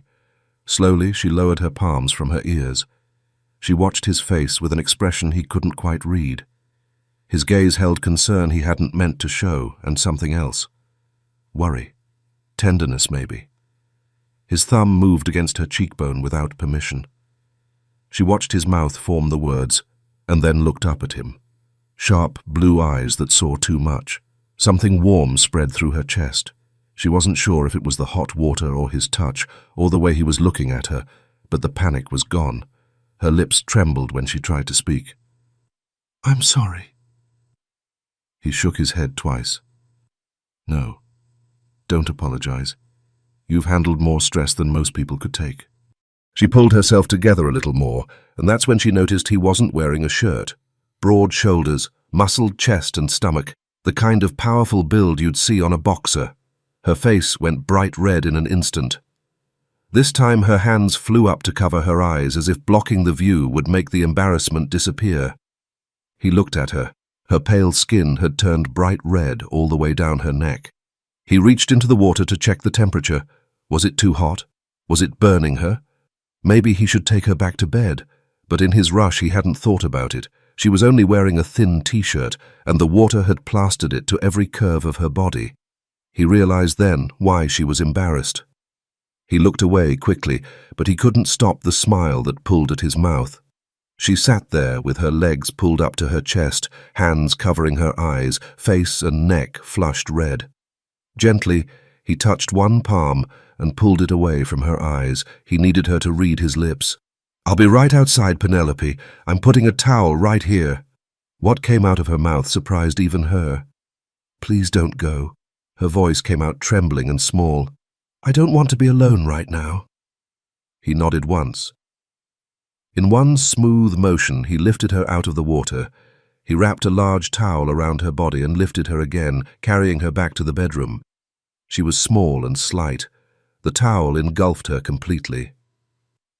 He set her on the bed and looked at her, wrapped up to her neck in the towel. Then he went to the other room and pulled a t-shirt on. When he came back, she was sitting exactly where he'd left her, wrapped neck to ankles in terry cloth, with only her face visible. He lay down beside her on top of the covers, keeping space between them. He stared at the window while she looked at the ceiling, her face the only part of her showing from inside the towel. "Thank you." Her voice was so quiet, he almost didn't catch it. He turned his head on the pillow and looked at her. There was tenderness in his gaze. Something shifted in his chest that he didn't have words for. He made sure she could see his mouth even in the dim light. "I'm here, Penelope. Sleep now. I won't leave." She held the conflict internally for a moment, and then her eyes drifted closed. Her breathing deepened and slowed until it found the rhythm of actual sleep. And Penelope fell asleep with a feeling she'd never experienced before in her life. Complete safety. For the first time in his life, he wanted to be the reason someone felt that way. Daylight leaked through the gap in the curtains and found Rowan's face. His eyes opened slowly. Penelope had curled into him during the night, still wrapped in the towel. One of her hands rested flat on his chest, fingers spread across his shirt. His arm had pulled her close at some point while they slept, wrapped around her shoulders and holding her against him. A slight smile tugged at his mouth despite the surprise settling in his chest. He'd never been the type who wanted to wake up with a woman still in his bed. Love, attachment, emotional connection had never made it onto his list of priorities. Control mattered, yet here he was, wrapped around a young woman he barely knew, completely confused by how little he minded it. The strange part was how good it felt. Peaceful in sleep, so different from the terror that had twisted her features last night. Long lashes rested against smooth skin. Dark hair had fallen across her cheek. She looked like something he'd forgotten existed in his world. His throat moved when he swallowed. His chest tightened around something he couldn't name and didn't want to examine too closely. An urge to pull her even closer, to hold her tighter, pushed at the edges of his control. Logic slowed. Instinct didn't. He tried to ease his arm out from under her carefully. She stirred and the towel shifted loose. Her bare leg brushed against his, and the contact sent heat through him that had nothing to do with body temperature. His eyebrows lifted. He forced his gaze away from skin he had no business looking at, but the sensation didn't disappear just because he wasn't watching. Breathing became noticeable in the quiet room. He inhaled slowly and pulled his arm back with deliberate care, then shifted his leg away from hers. She woke when he moved. Penelope sat up fast, panic flashing across her face as she tried to make sense of where she was and why Rowan was sitting right there beside her in the bed. Her eyes went wide and confused when she found him so close.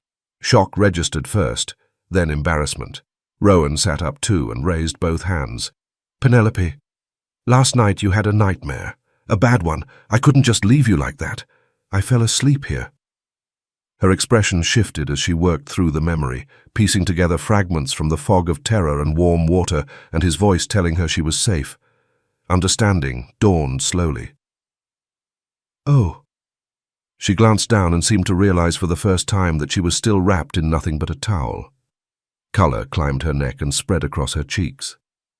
"Mr. Doyle, I hope I didn't cause you any trouble." He had to bite the inside of his cheek to keep from smiling. The face looking back at him carried so much innocence that his fingers moved before his brain caught up. He reached out and brushed a strand of dark hair away from her face. "No." His hand dropped back to his lap before he could do something stupid. "You didn't cause any trouble. You were terrified last night. When I tried to leave you, asked me to stay. So I stayed." She blinked at him, confusion flickering in her eyes.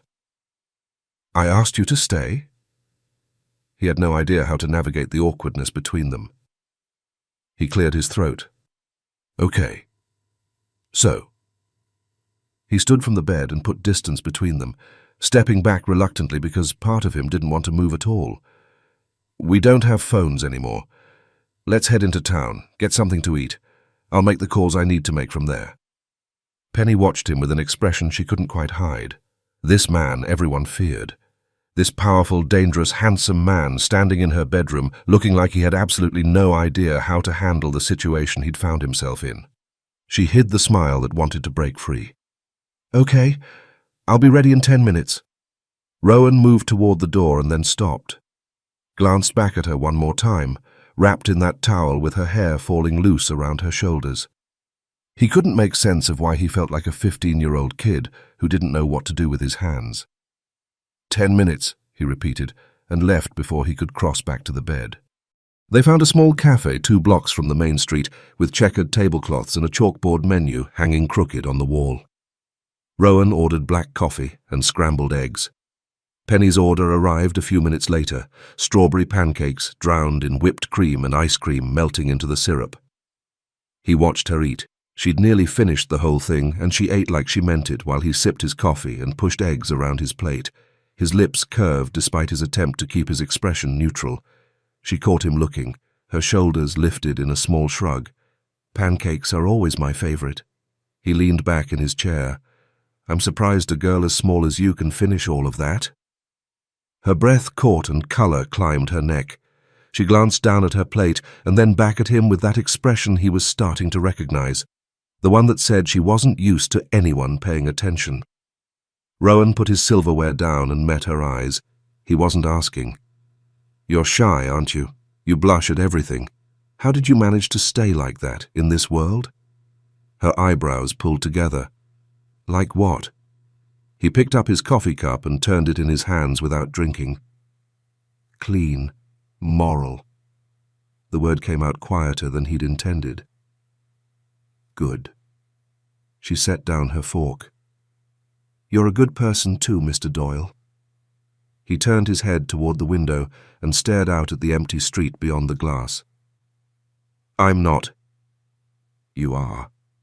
Her voice carried certainty he didn't deserve. "That first day when I saw you at the hotel, your security guard was rude to me. You called him out on it. You care about people. Maybe you don't realize it, but—" He studied her.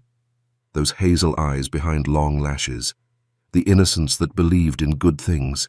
The kind of person who could see something worth believing in.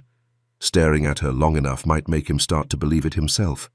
But he needed to stay grounded. Rowan Doyle had never been a good man. Would never be remembered that way. Because in a day or two he was going to end someone's life. In his world, survival required killing. His fingers curled against the table and then stilled. "Wait here. Don't move. I'll be back in 10 minutes. He stood and walked out before she could ask questions. 2 blocks down, he found a convenience store selling disposable phones. He bought one, activated it outside, and dialed Arthur's number. "Boss, call me back at this number in 10 minutes. Have Nora with you." Arthur's voice shifted with concern. "Boss, are you handling this alone? Tell me where you are. I'll come." Rowan watched a car pass down the street. "If you come, they'll follow. If they see you there, they'll know I'm coming back." He leaned against the brick wall. "I need one more day to prepare." He ended the call and walked back toward the cafe. When he slid into the seat across from Penny, something shifted in his chest. Her presence calmed something in him that hadn't been calm in years. The phone rang exactly 10 minutes later. He held it out without explanation. She took it, looking confused. Then she recognized the voice, and her whole face changed. She pressed the phone to her ear. "Nora?" Her whole body relaxed. "Are you okay?" She listened for a moment. "Everything's going to be fine. I'll be back soon. I just had to keep us safe." Rowan watched the tension drain from her shoulders. Her eyes softened and the corners of her mouth lifted. Relief flooded her face. When she ended the call, her hand moved on instinct and grabbed his. Her fingers wrapped around his before her brain caught up with what she was doing. Her voice came soft. "Thank you, Mr. Doyle. I needed that. I needed to hear her voice." He stared down at her hand in his, small and pale against his skin. His heart kicked once against his ribs. Something inside him said to tighten his grip and not let go, but he stayed still, caught between wanting and hesitation. She pulled her hand back quickly and color flooded her face. "I'm sorry. I'm not used to people caring." The words hit him harder than they should have. He swallowed hard. Everyone around him thought they mattered, but here sat a beautiful young woman who had no idea she did. Rowan leaned forward across the table, close enough that she had to look at him, close enough that her breathing changed. "Don't wait for other people to make you feel important, Penelope." His voice dropped lower. "You already are." He looked down at his hands on the table. "You need to learn to value yourself." His jaw tightened briefly. Waiting for validation from others just diminishes your own self-respect. He turned his face toward the window, easier than looking at her for what came next. "And you prove every single second that you're more important to me than most of the people in my life." The words hung between them. Her throat moved when she swallowed. He could see it from the corner of his eye, even though he kept his gaze fixed on the street outside. Rowan Doyle, the most dangerous man in the city. The man people avoided unless they had armed guards. He'd just told her she mattered. She bit her lower lip and snuck glances at him when she thought he wasn't looking. Her heart beat too fast in her chest. Something twisted there. Leaving him when this was over would hurt more than she wanted to admit. Rowan stood and pulled cash from his wallet. "Let's get you some clothes. You don't have anything with you. Then I have things I need to handle." The boutique 2 doors down had mannequins in the window, wearing clothes that looked expensive. Rowan walked in ahead of her. She followed and tried not to touch anything. "Pick a few things quickly. You need clothes. Whatever you need, get it." The saleswoman appeared with the smile people get when they smell money. Rowan pointed toward Penny.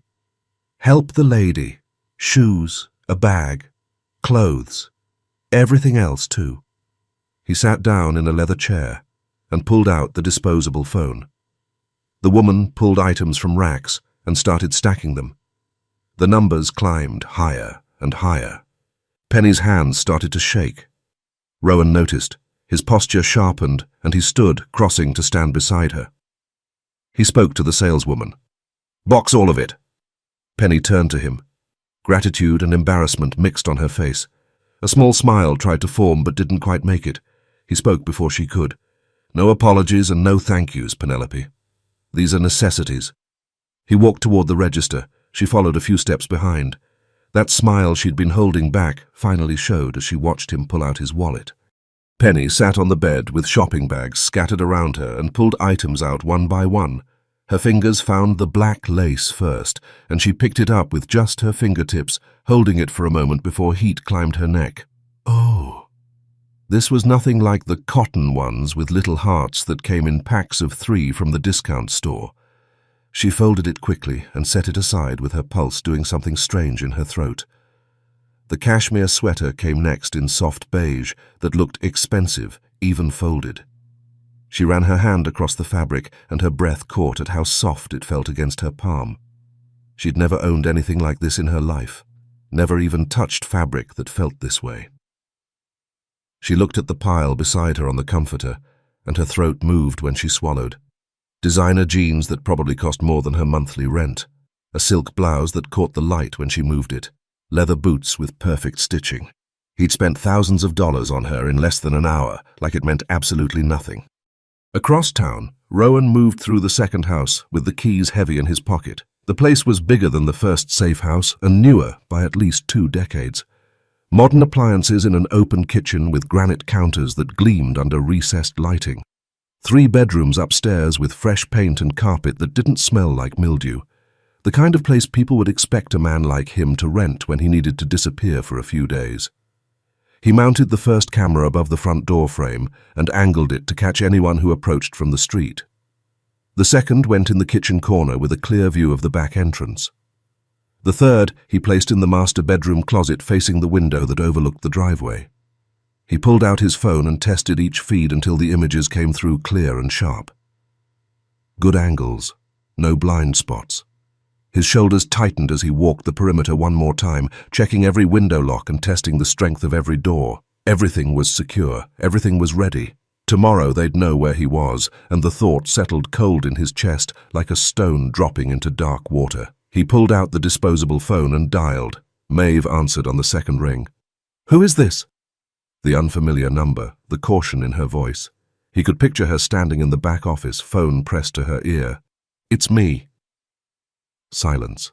She was processing the voice, matching it to someone who shouldn't be calling from an unknown number. "Rowan." Her tone shifted sharp now. "What number is this? Where have you been?" He moved to the window. A car passed below, then another. Normal afternoon traffic that looked harmless. He knew better. "Somewhere nobody knows about." He kept his voice low. "Tomorrow, they'll know where I am." The line went quiet. He heard her breathing change. That slight catch that meant she was working through what he wasn't saying directly, understanding what tomorrow meant. "You have someone in mind?" His fingers curled against the windowsill. The paint felt rough under his grip. "I don't know yet." The words came slower than he'd intended. "But if it reaches him, then I'll know." A sound came through the line like she'd set something down hard. A mug, maybe. Her hand flat against the bar. He could picture it. The way her jaw would tighten, her eyes would narrow. 30 years reading danger in silence. "You're testing him." He stared at the empty street below. "I'm testing everyone." The silence stretched longer this time. He could almost see her standing in the black rose, one hand pressed against the polished wood, deciding whether to trust him or call him on his bullshit. When she spoke again, her voice carried weight he hadn't heard in years. "You're playing with blood, Rowan." He watched shadows lengthen across the pavement as afternoon slid toward evening. "I grew up in it." Something creaked on her end, a bar stool shifting, her weight redistributing like she was settling in for a conversation she didn't want to have. "And the girl?" His jaw flexed before he answered. The muscle tightened under his skin. "She's with me." The anger in her tone dropped away. Left only concern, the kind that came from someone who'd raised him since his mother died. "Rowan?" She took a deliberate breath. "What does she know?" He turned from the window. "Only that someone tried to kill me." The silence that followed felt loaded. She wasn't asking about facts. She was asking if Penny knew what world she'd stepped into, what he really was. "That's not what I meant." He stared at the empty room behind him. Bare walls, borrowed furniture. "I know." The silence between them felt different now, heavier. She was deciding something, weighing whether to trust him or push harder, whether to let it go. She'd raised him after his father died, taught him how to survive in a world that didn't forgive weakness. If anyone deserved the truth, it was her. His voice dropped until it was almost a murmur. "You practically raised me, Maeve. If there's anyone I should trust, it's you." His grip tightened on the phone. The plastic creaked under the pressure. "But if you're caught in the middle..." The words stuck for half a second. "I don't know what you'll do." Her breath came steady through the line. No shock, no surprise, just acceptance from someone who'd been in this life long enough to know what he was really asking. "Killian?" The name hung between them like smoke in still air. He turned from the window, looked at the empty room with its bare walls. "I don't know." His voice came flat. "But tomorrow, I will." She made her decision faster this time. When she spoke, her voice carried the weight of someone who'd seen too much and survived anyway. "Call me at 9 tomorrow." Her voice softened slightly. "And Rowan, be careful." The line went dead. Maeve stood in the back office holding the phone. She set it down slowly and walked to the window where grey afternoon light painted the street below. Her hand flexed at her side. She was his aunt, his father's sister. She'd raised him after his mother died and watched him turn into the same kind of man, hard, careful, alone. And now he was testing Killian, the man who'd been at his side for 15 years. She turned away from the window. Ron Callahan sat at the desk going through inventory sheets. He'd managed the pub's books for 20 years, long enough to know when to ask questions and when to keep his mouth shut. He looked up when she moved and set down his pen without saying anything. "Ron." He waited, patient as always. His reading glasses caught the light. Maeve's posture sharpened, though her tone stayed level. The same voice she'd perfected over 30 years running this place. The voice that talked down fights and kept secrets. "Look into the Murray file. The gas explosion." Her fingers drummed once against her elbow. "I want everything. Insurance records, police reports, utility company logs, everything from the night before it happened." Ron pulled off his glasses. He studied her with an expression that said he knew exactly what she was asking and why it mattered, even if she wasn't saying it out loud. "That was a long time ago." She turned back to the window. The light was fading. People kept walking without knowing. Her voice came quieter now, almost sad. "I know." She didn't look at him. "Just find it." Rowan stood in the second house and checked every detail. Lights on, curtains half drawn. The place looked lived in. He sent Arthur the address with instructions to monitor cameras at midnight. Penny stood in front of the mirror. The black lace sat against her skin in a way that made her feel exposed even though she was alone. She turned and caught her reflection. Not the girl who'd scrubbed floors, someone who belonged in expensive things. For the first time in her life, she felt like a woman. She didn't hear the car pull up or the door open downstairs. Rowan moved through the first floor with practiced quiet. He'd learned that noise was a choice, and silence was a weapon. He climbed the stairs with his mind working through that night's variables. Arthur would be in position. The cameras would catch whoever came. The bedroom door stood slightly open. Not wide, just a narrow gap where light cut into the hallway darkness. He meant to walk past without looking. His eyes caught movement through that thin slice of space, and his entire body stopped. Penny stood at the mirror adjusting something at her shoulder, the black lace, against bare skin. His breathing stopped. She turned slightly, and the narrow view showed him the curve of her spine, the way the fabric sat against her body, the line of her neck where her hair had fallen forward. Something tightened in his chest, worse than pain. He couldn't look away.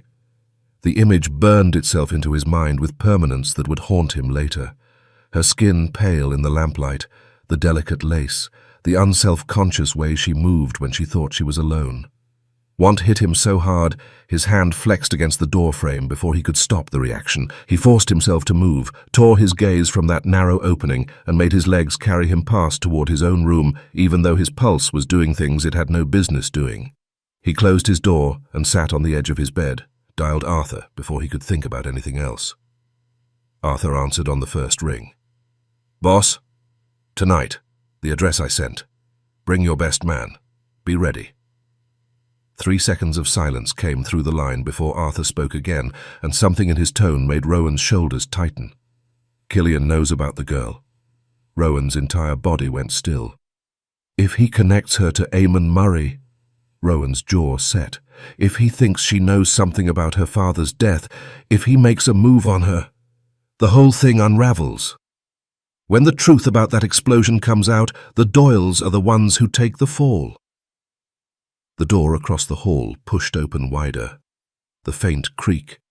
Penny stood there with her face pale and wide eyes fixed on him. She'd heard his voice through the gap, pushed the door open. Her hearing aid had picked up enough, and now she was reading his lips for the rest. The Doyles, buried secrets, her father. Their eyes met and held. Her expression crumpled, and she turned and ran. Rowan was already moving. "I'll call you back." Penny's feet hit the stairs. Her thoughts crashed together too fast. Eamon Murray, her father, the explosion, the truth, the Doyles take the fall. Rowan knew what happened. He'd been hiding it. The front door stood 20 feet away. She needed out.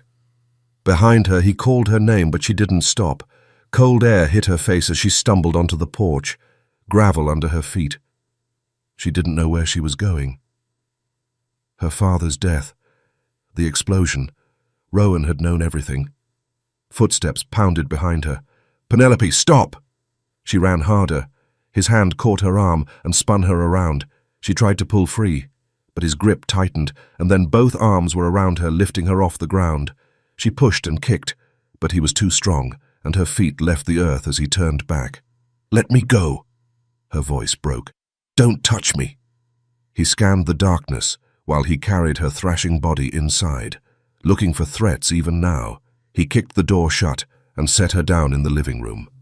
When she tried to run again, he caught her shoulders and pushed her onto the couch, firm enough to make her stay.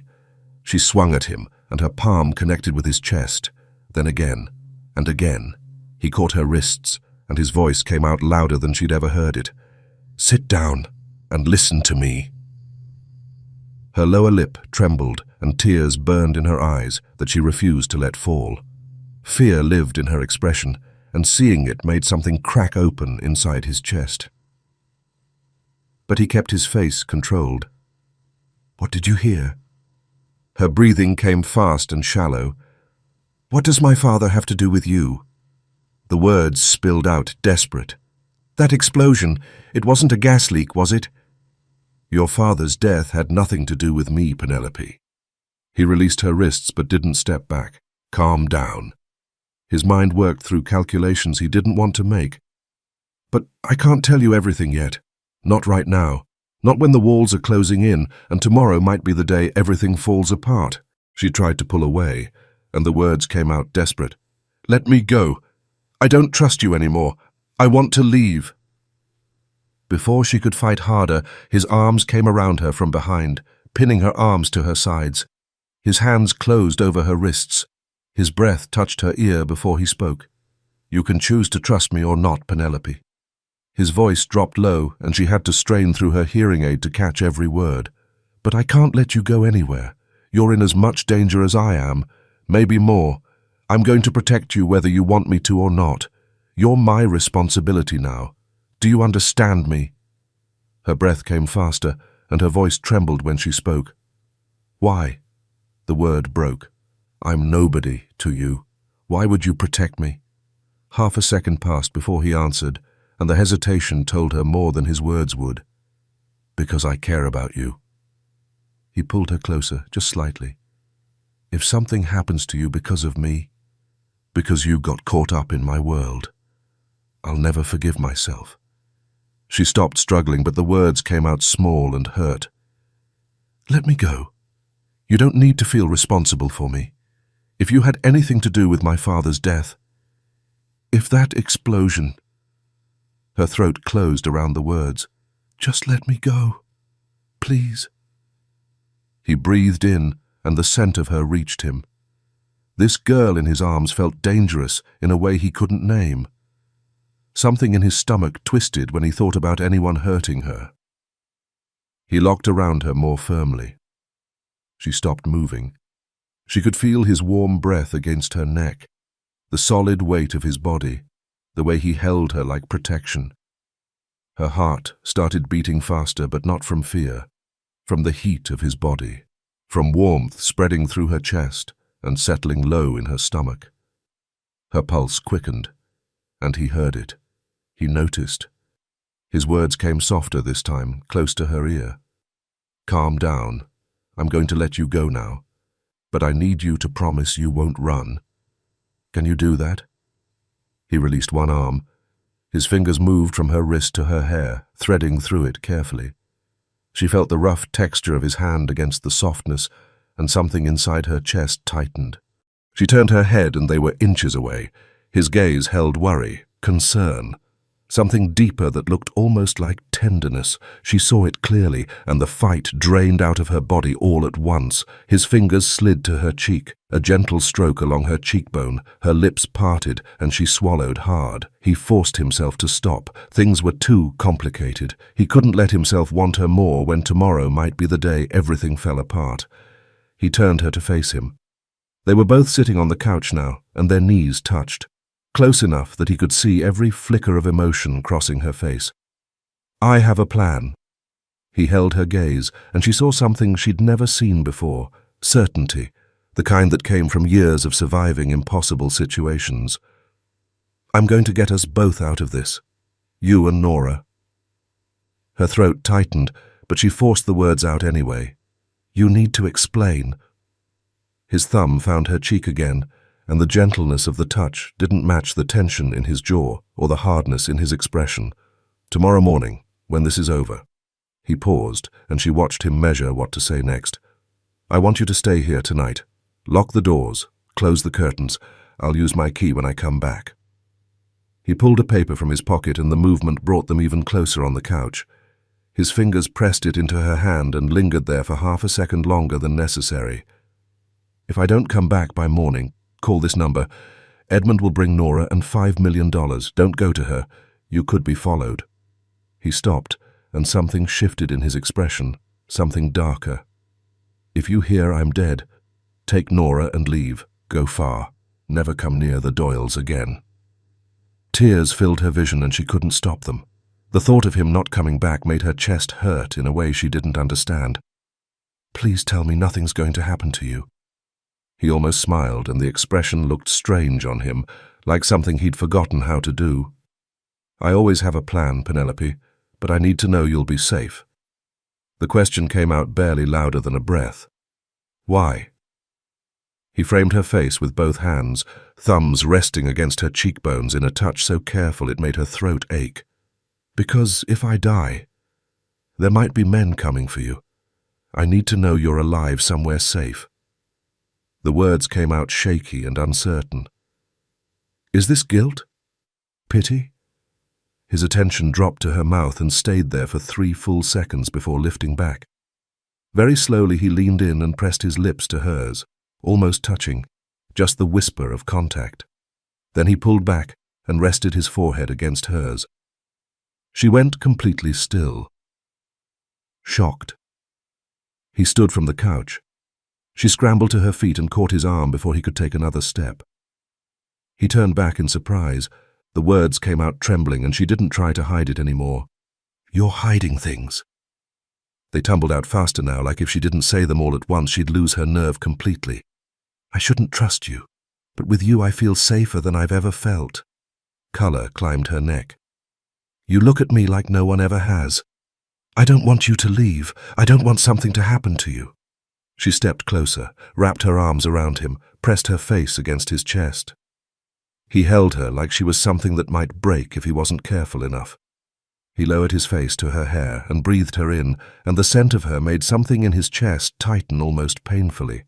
Then he kissed her forehead with a gentleness that didn't match anything else about him. She lifted her face. She rose onto her toes and kissed him before either of them could think better of it. He went still for half a second. Then something broke loose, and he kissed her back with everything he'd been holding in. He tightened his grip, and his mouth moved against hers with hunger he couldn't hide. They broke apart, both of them breathing hard. Neither moved for a long moment, just stood there, staring at each other like they'd both crossed a line they couldn't uncross. The words came out rougher than he meant them to. "I can barely stand to touch you. You deserve better." She took his hand and placed it over her heart where he could feel it racing beneath his palm. I want you to touch me." He shook his head slowly, just twice, side to side. "You'll regret this." She met his gaze without wavering, and he saw no doubt in her. None at all. "I don't care. What if I never see you again?" She pulled her sweater up and over her head in one slow, deliberate movement. She stayed locked on him the entire time, and he watched color flush across her skin as the fabric cleared her head and fell forgotten to the floor. The black lace sat against her pale skin like something she'd chosen just for this moment. Just for him. She stood before him, with all her beauty and fear and want written so clearly across her face that it made his chest ache. He couldn't look away. "You don't have to do this." His voice dropped to barely more than a whisper. "You don't owe me anything." She kissed him again, and this time there was no hesitation in it. "Before I die of embarrassment," her voice trembled, "please take me." He lifted her before she could change her mind, and his eyes never left hers as he carried her toward the bedroom, holding her against his chest like she might disappear if he loosened his grip. She rested her head against his chest and felt his heartbeat steady and strong. Minutes ago she'd been trying to run, and now every part of her wanted to get closer, wanted things she'd never wanted before. Whatever he was hiding, she'd chosen to believe he was protecting her, and right now she was releasing a hunger she'd never let herself taste. She wanted to be his completely. Whatever came after. He laid her on the bed with a gentleness that made her throat ache, and his fingers moved like she might break if he wasn't careful enough. His kisses were soft and deliberate, and the want inside him wasn't wild but full of need so deep it made her breathing change. His jaw flexed once before he spoke. "Are you sure?" She nodded because words felt impossible. His fingers found the hearing aid at her ear and paused, asking permission, and she nodded again. He removed it carefully and leaned close enough that his breath warmed her neck. "Just feel my touch." The world went silent, and every other sense sharpened until she could feel everything, the weight of him, the warmth of his hands, the way his breath moved across her neck. Without sound, everything became more intense, and touch turned electric. Her mind knew nothing, but her instincts understood, and she pulled him to her and breathed in his scent. When his mouth traced down her throat, she arched into him, and her body knew exactly what it wanted. He kissed her everywhere, slowly and thoroughly, like he had all the time in the world. She felt herself unraveling, felt control slipping away, felt something building inside her. Her fingers twisted in his hair and pulled him closer, and when his mouth found hers hungrily, she kissed him back with everything she had. She sensed danger in this, but stayed anyway because the pull was stronger than fear. His hands moved across her skin, and she could feel him holding himself back. Her moans came freely unguarded, and she'd never felt safer and more vulnerable at once. He worked his way back up and braced himself above her, and his eyes searched hers, looking for doubt, looking for any reason to stop, and finding none. His hand cupped her face and turned it toward him. "Look at me when you become mine, Penelope." She watched his lips form the words and nodded, and then the last distance closed, and her eyes went wide. She dug her fingers into his shoulders, and the sound from her throat was pleasure and pain, and he caught it with his mouth, kissing her deeply, while his body remained still, giving her time. His restraint cost him everything, but he held motionless until her grip eased and she whispered his name. Then he moved. She stopped thinking. The world narrowed to just this, just him. Just the feeling of connection so complete, it rewrote something inside her. She'd never felt more seen. He kissed her hungrily, and his mouth moved to her ear, and his voice came out rough. "I'll never let you go. You're mine for life now. Mine." She nodded and pulled him closer and let herself fall completely. When they broke apart, the intensity left her trembling, and he held her through it steady with his forehead pressed against hers. He gathered her against his chest, and she curled into him, and his fingers traced slow patterns along her spine, gentle and possessive. She'd given him something she could never get back, and somehow that didn't scare her. Whatever came next, she knew she'd face it because being his felt more real than anything else ever had. Rowan stood in the bedroom doorway watching Penelope sleep, and something in his chest pulled tight enough to hurt. 3 days ago he hadn't known this woman existed, and now she was the only thing that mattered. Her dark hair spilled across his pillow, and her breathing came slow and peaceful. Safe. His. He needed to leave before she woke, because if she opened those eyes, he wouldn't be able to walk away, and there was a reckoning waiting tonight. He looked back one more time, memorizing the curve of her shoulder, the way her hand curled against the pillow. Then he forced himself to leave. The door clicked shut, and Penelope's eyes opened. She lay still, feeling the sweet exhaustion in her body and the warmth that came from being thoroughly known. Rowan's scent clung to her skin, and she breathed it in and felt something dangerous shift in her chest. She heard his footsteps on the stairs, heard the front door open and close, the engine starting in the driveway. Her instincts recognized something unnamed, and she threw the covers back and scrambled for her clothes. Something was wrong, and she wasn't going to sit here while Rowan walked into danger. She dressed fast and quiet and ran to the window in time to see his taillights disappearing down the street. Rowan sat in the darkness 2 houses down with his gun loaded and ready in his lap. The trap house sat dark and empty, waiting. A few minutes later, headlights appeared, and Arthur's car pulled up to the curb. Arthur and one of his men climbed out and scanned the street, checking angles before walking to the front door. Arthur bent down and retrieved the key from under the mat, and they disappeared inside. Lights came on in the windows, bright enough to be seen from the street. Bait. His pulse shifted in warning when more headlights appeared less than a minute behind Arthur, moving slow and deliberate. They'd been following him. The car stopped 3 houses away, and 2 men climbed out. Professional. Armed.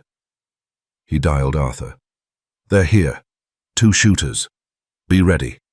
Rowan stepped out and moved through the shadows. The first gunshot cracked through the night, and he was already running. Penelope sat in the cab watching Rowan's car, and her heart hammered against her ribs. She'd flagged it the moment his taillights disappeared, and now she was following him, and she couldn't explain why, except that leaving him felt impossible. Rowan stopped in a dark neighborhood, and she paid the driver and climbed out. She moved into the shadows behind a line of trees and watched him sitting in his car, watching a house with lights in the windows. She stayed hidden, trying to understand what was happening, why he was here. He pulled a gun from his jacket, and her breathing forgot its rhythm. Then gunshots cracked through the night, 3, 4, 5, coming from inside the house, and Rowan was running toward it and disappearing through the door, and Penelope's chest locked up because he was in there now where the shooting was. And what if he was hurt? What if something happened to him? What if... Right then a car appeared down the street, parking a short distance from the house. 3 men climbed out, and she saw the third one clearly in the streetlight, and recognition slammed into her. White hair, sharp features.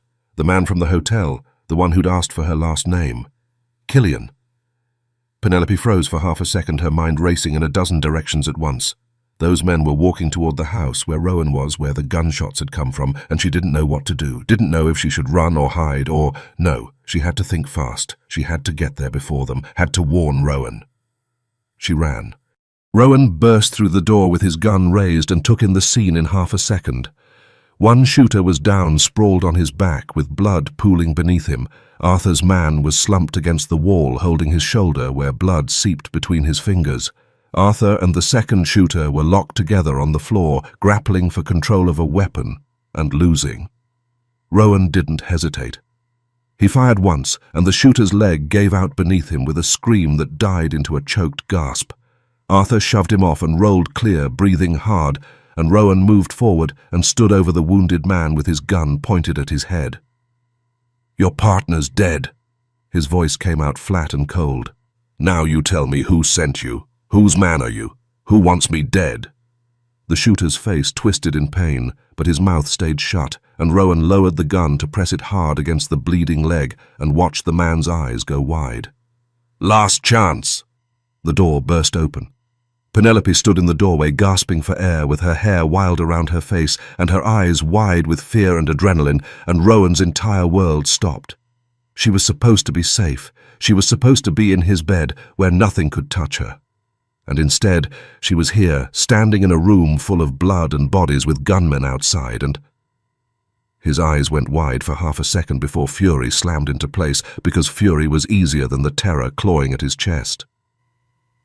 "What the hell are you doing here?" The roar tore out of him loud enough to shake the walls. "I told you to stay at the house!" She flinched, but held her ground. Her chest heaved from running. No time to explain, no time for his anger. "They're coming!" The words rushed out breathless and urgent. "Killian and 2 others, right now!" Rowan and Arthur locked eyes across the room, and everything that needed to be said passed in that single look. Rowan grabbed her arm and pulled her into the storage closet, and Arthur knocked the shooter unconscious before killing the lights. The closet was barely wide enough for one person, and Rowan pulled Penelope against his chest and held her there with one arm, while his other hand gripped his gun.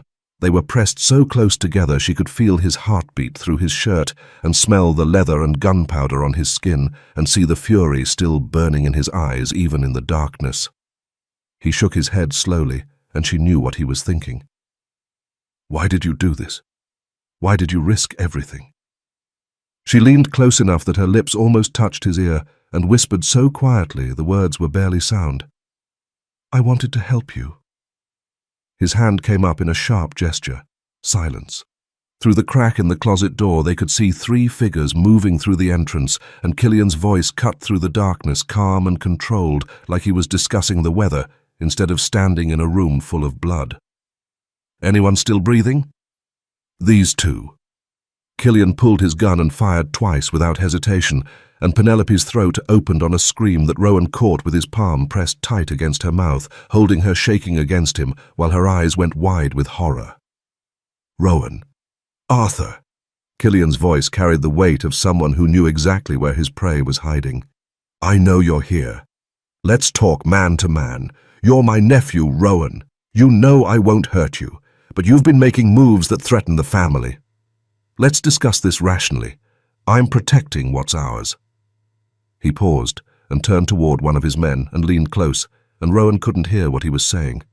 But he could see his lips moving, and he felt Penelope go rigid in his arms. Her gaze locked onto Killian's mouth through the crack in the door, and he watched her eyes track every movement, and then she looked up at Rowan, and the fear in her expression made his blood run cold. She pressed her lips to his ear. "He said kill them all the moment you find them." Rowan's jaw hardened and his chin lifted, and his arm tightened around Penelope until she could barely breathe. No more running, no more negotiating, no more pretending the man who'd raised him wasn't the same man who'd murdered her father and wanted them both dead. Tonight, one of them walked out of this house. Only one. Arthur fired. The gunshot cracked through the silence, and 2 of Killian's men moved fast toward the sound. Killian stood in the center of the room with his weapon raised, scanning the shadows. Rowan turned to Penelope, and his fingers found her wrist tight enough to leave marks. "Don't leave this closet, no matter what you hear." Her breath paused carefully, but she nodded. He slipped out, and the door clicked shut behind him. The house had gone dark, and Rowan moved through it like he'd been born in shadow. Killian wasn't where he'd been standing. The center of the room sat empty. He found Arthur's man first slumped behind an overturned table with blood seeping through his shirt at the shoulder.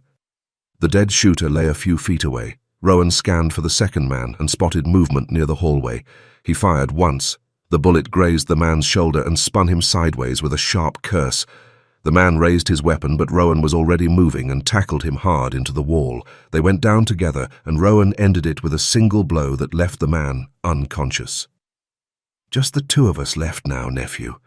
Killian's voice came from the doorway, calm and steady, like they were discussing dinner plans instead of standing in a room full of bodies. He stood near the closet with his gun held loose at his side, waiting. Rowan straightened and turned, and they faced each other across the space. "Why?" Killian's mouth curved into something that might have been a smile once. Leading this family was my right. I earned it long before you were born. Rowan's chest tightened in recognition. You supported me. You stood beside me when I took over. I thought you'd get your hands dirty and burn out fast. Killian's fingers curled and stilled around the grip of his weapon. But you surprised me. You brought everyone together, earned their respect, and then you started changing how we do business. His gaze hardened a fraction. This honesty disease you've caught, what the hell is that about? I kept us safe. Rowan swallowed restraint visibly. I wanted the money we made to be clean. Killian laughed, and the sound carried no warmth. That's not how this works, son. His expression went cold and calculating. Where's the girl? Rowan's jaw set. His grip tightened on his weapon. She doesn't know anything. He held his ground deliberately. She didn't even know who I was. Then she's unlucky. Killian's control radiated without force. Because I don't leave evidence behind, and I don't leave loose ends. Rowan laughed without humor. Eamon Murray was just an accountant. Why did you kill him? Something flickered behind Killian's eyes. He was about to tell your father about the side business I was running, about the money disappearing into accounts Sean didn't know existed. He lowered his voice. He stuck his nose where it didn't belong. He had kids at home that night. That's the difference between you and me. Killian stepped closer. I'll do whatever it takes to protect myself and this family. You're soft, emotional. You can't run this organization. He raised his weapon slightly. Now tell me where she... A faint sound came from inside the closet. Killian's head turned, and something dangerous crossed his face. A smile. Inside the closet, Penelope stared at the shovel leaning against the back wall, and her composure thinned. She pressed her lips together to steady herself and reached for it. Her fingers closed around the handle. The wood creaked. Through the crack, she saw Killian's attention snap toward the door, and her breathing forgot its rhythm entirely. Rowan's hand moved toward his trigger. Don't! Killian's gun swung toward Rowan, while his other hand reached for the closet door. Let's see what we have here. The door opened.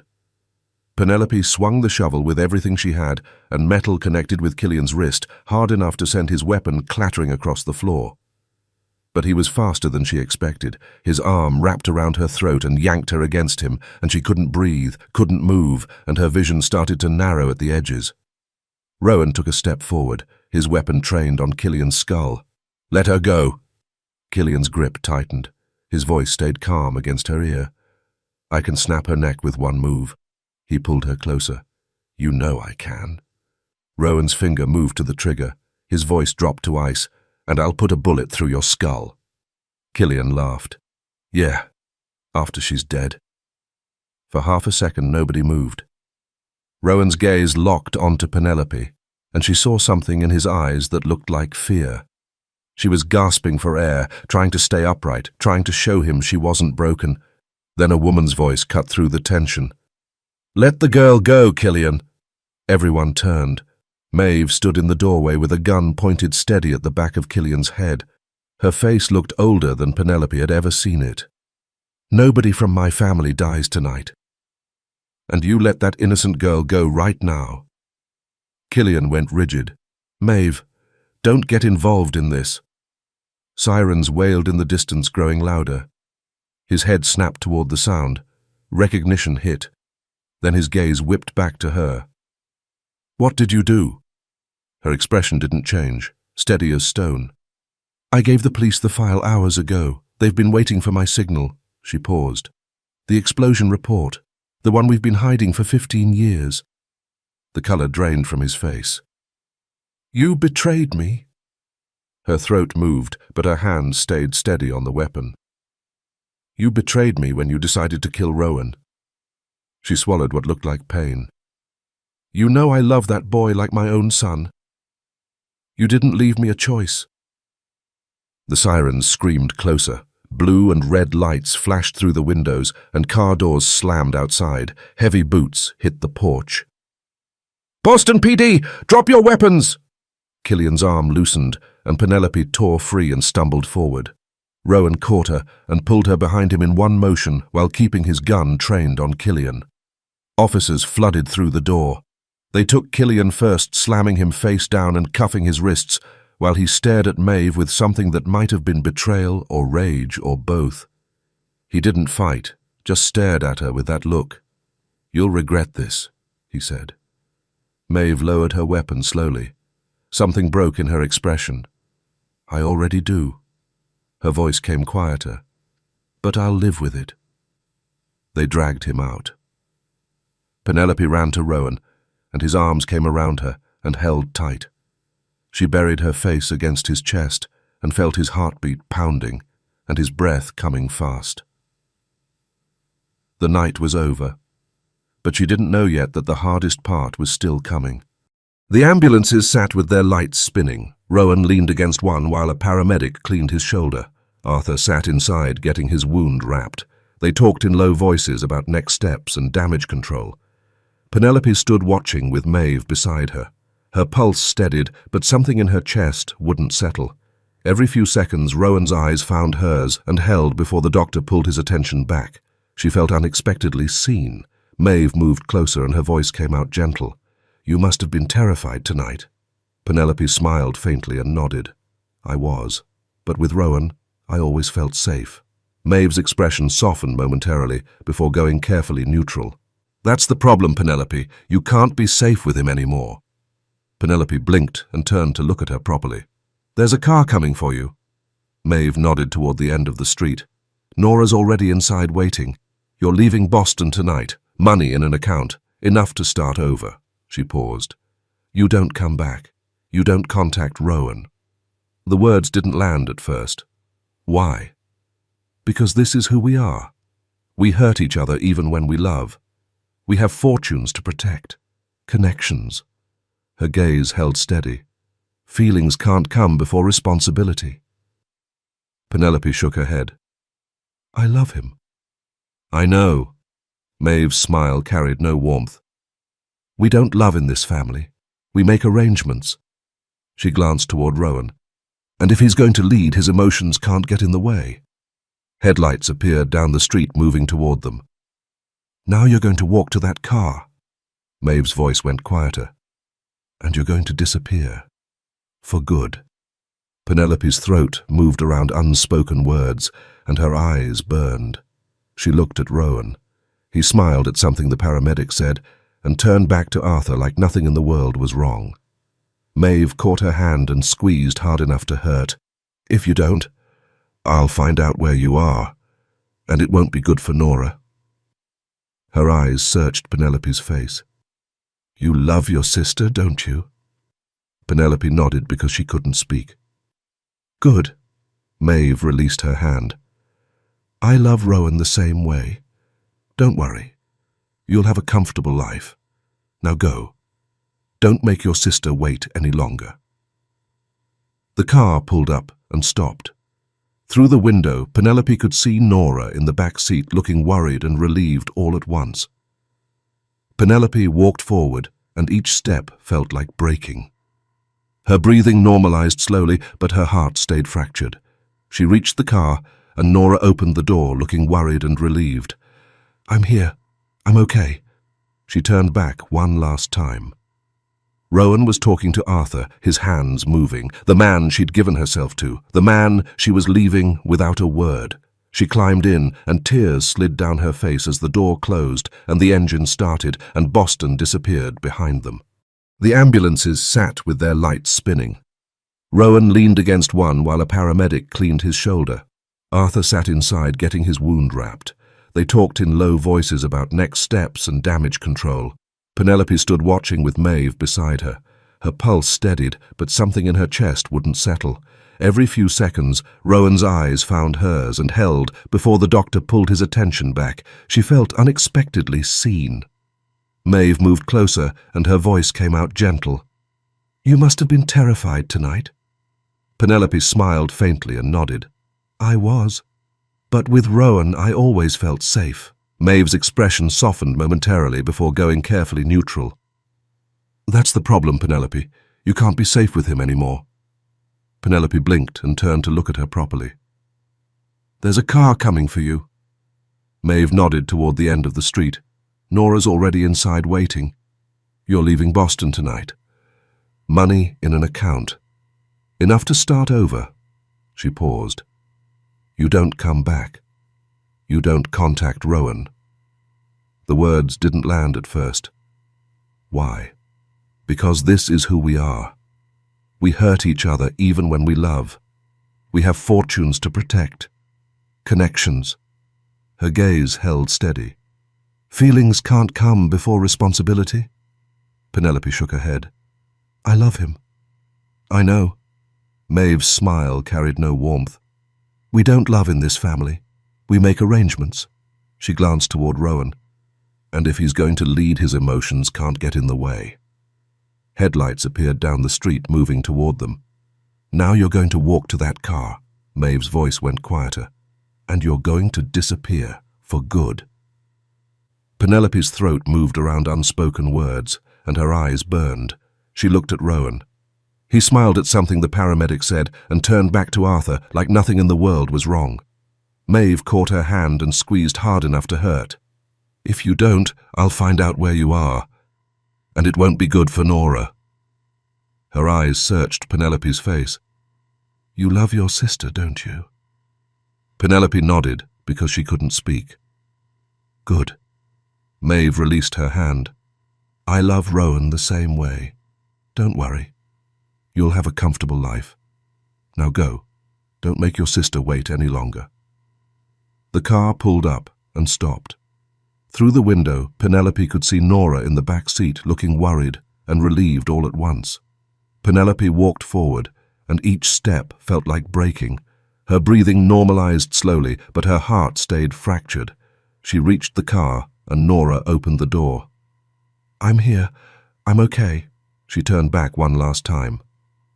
Rowan was talking to Arthur, his hands moving. The man she'd given herself to. The man she was leaving without a word. She climbed in, and tears slid down her face as the door closed and the engine started and Portsmouth disappeared behind them.